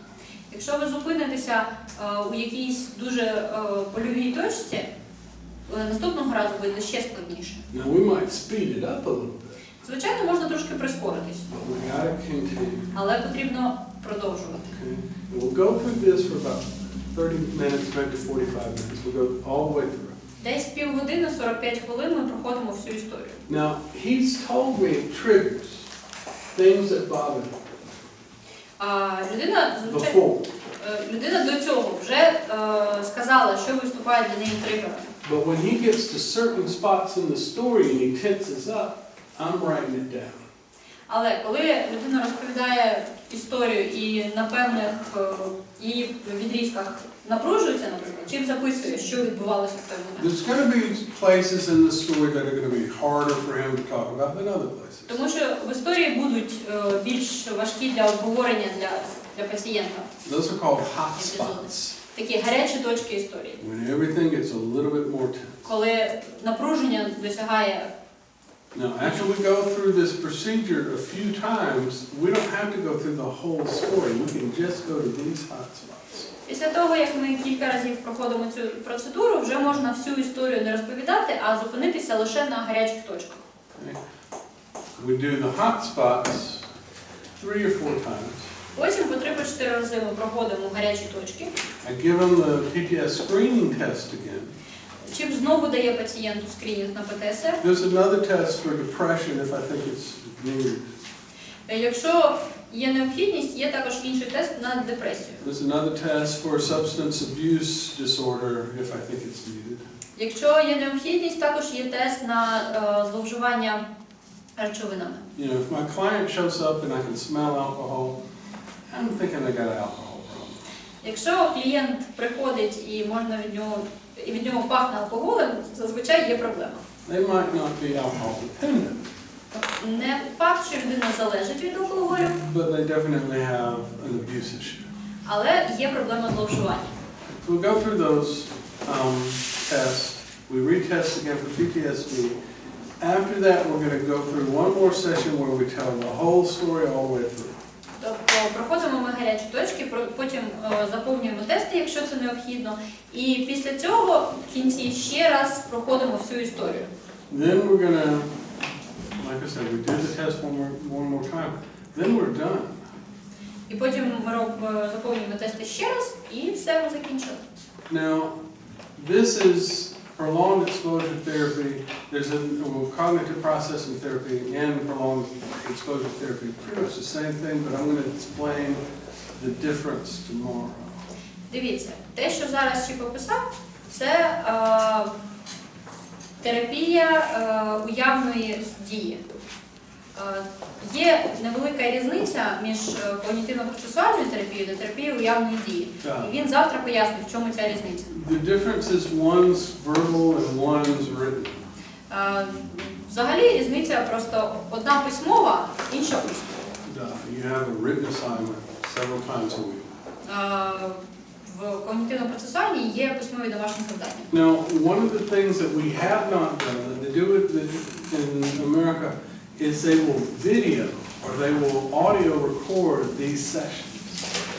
Що ще роблять в Америці, чого не робимо ми тут? Це відео та аудіозапис сесій. So you tell me the story, but then I want you to listen to the story maybe twice during the week, between sessions. Ви на сесії розказуєте свою історію, а потім між сесіями 1 чи 2 рази ще прослуховуєте те, що ви розказали. Just remember, I asked you every time you tell the story when you're angry, it gets a little bit better and a little bit better. Ви пам'ятаєте, коли ви на когось злі і розказуєте цю історію, з кожною розповіддю вам стає все легше, легше і легше. Same theory. And it works. Це працює. All right, let's go home. I need to go see my boy. Давайте по домах. Йому пора побачитися з сином. Спасибо. Я хочу всім подякувати, хто прийшов сьогодні на цю сесію. От. І я хочу подякувати Чіпу. Хочу вам вручити на пам'ять, будь ласка, сесію. Значить, хочу вручити у вас в офісі, щоб був оберіг, який вас оберігав від усіх. Від усіх.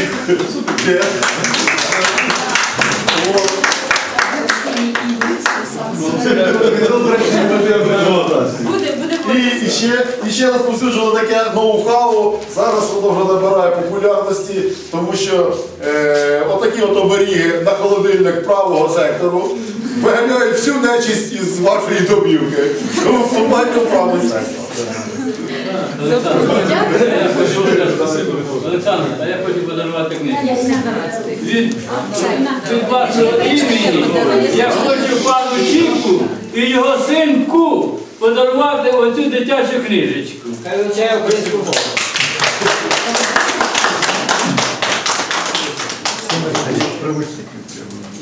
All right, if anybody needs to make a phone call. Ну і чекаємо всіх завтра на 5 годину. Якщо хтось хоче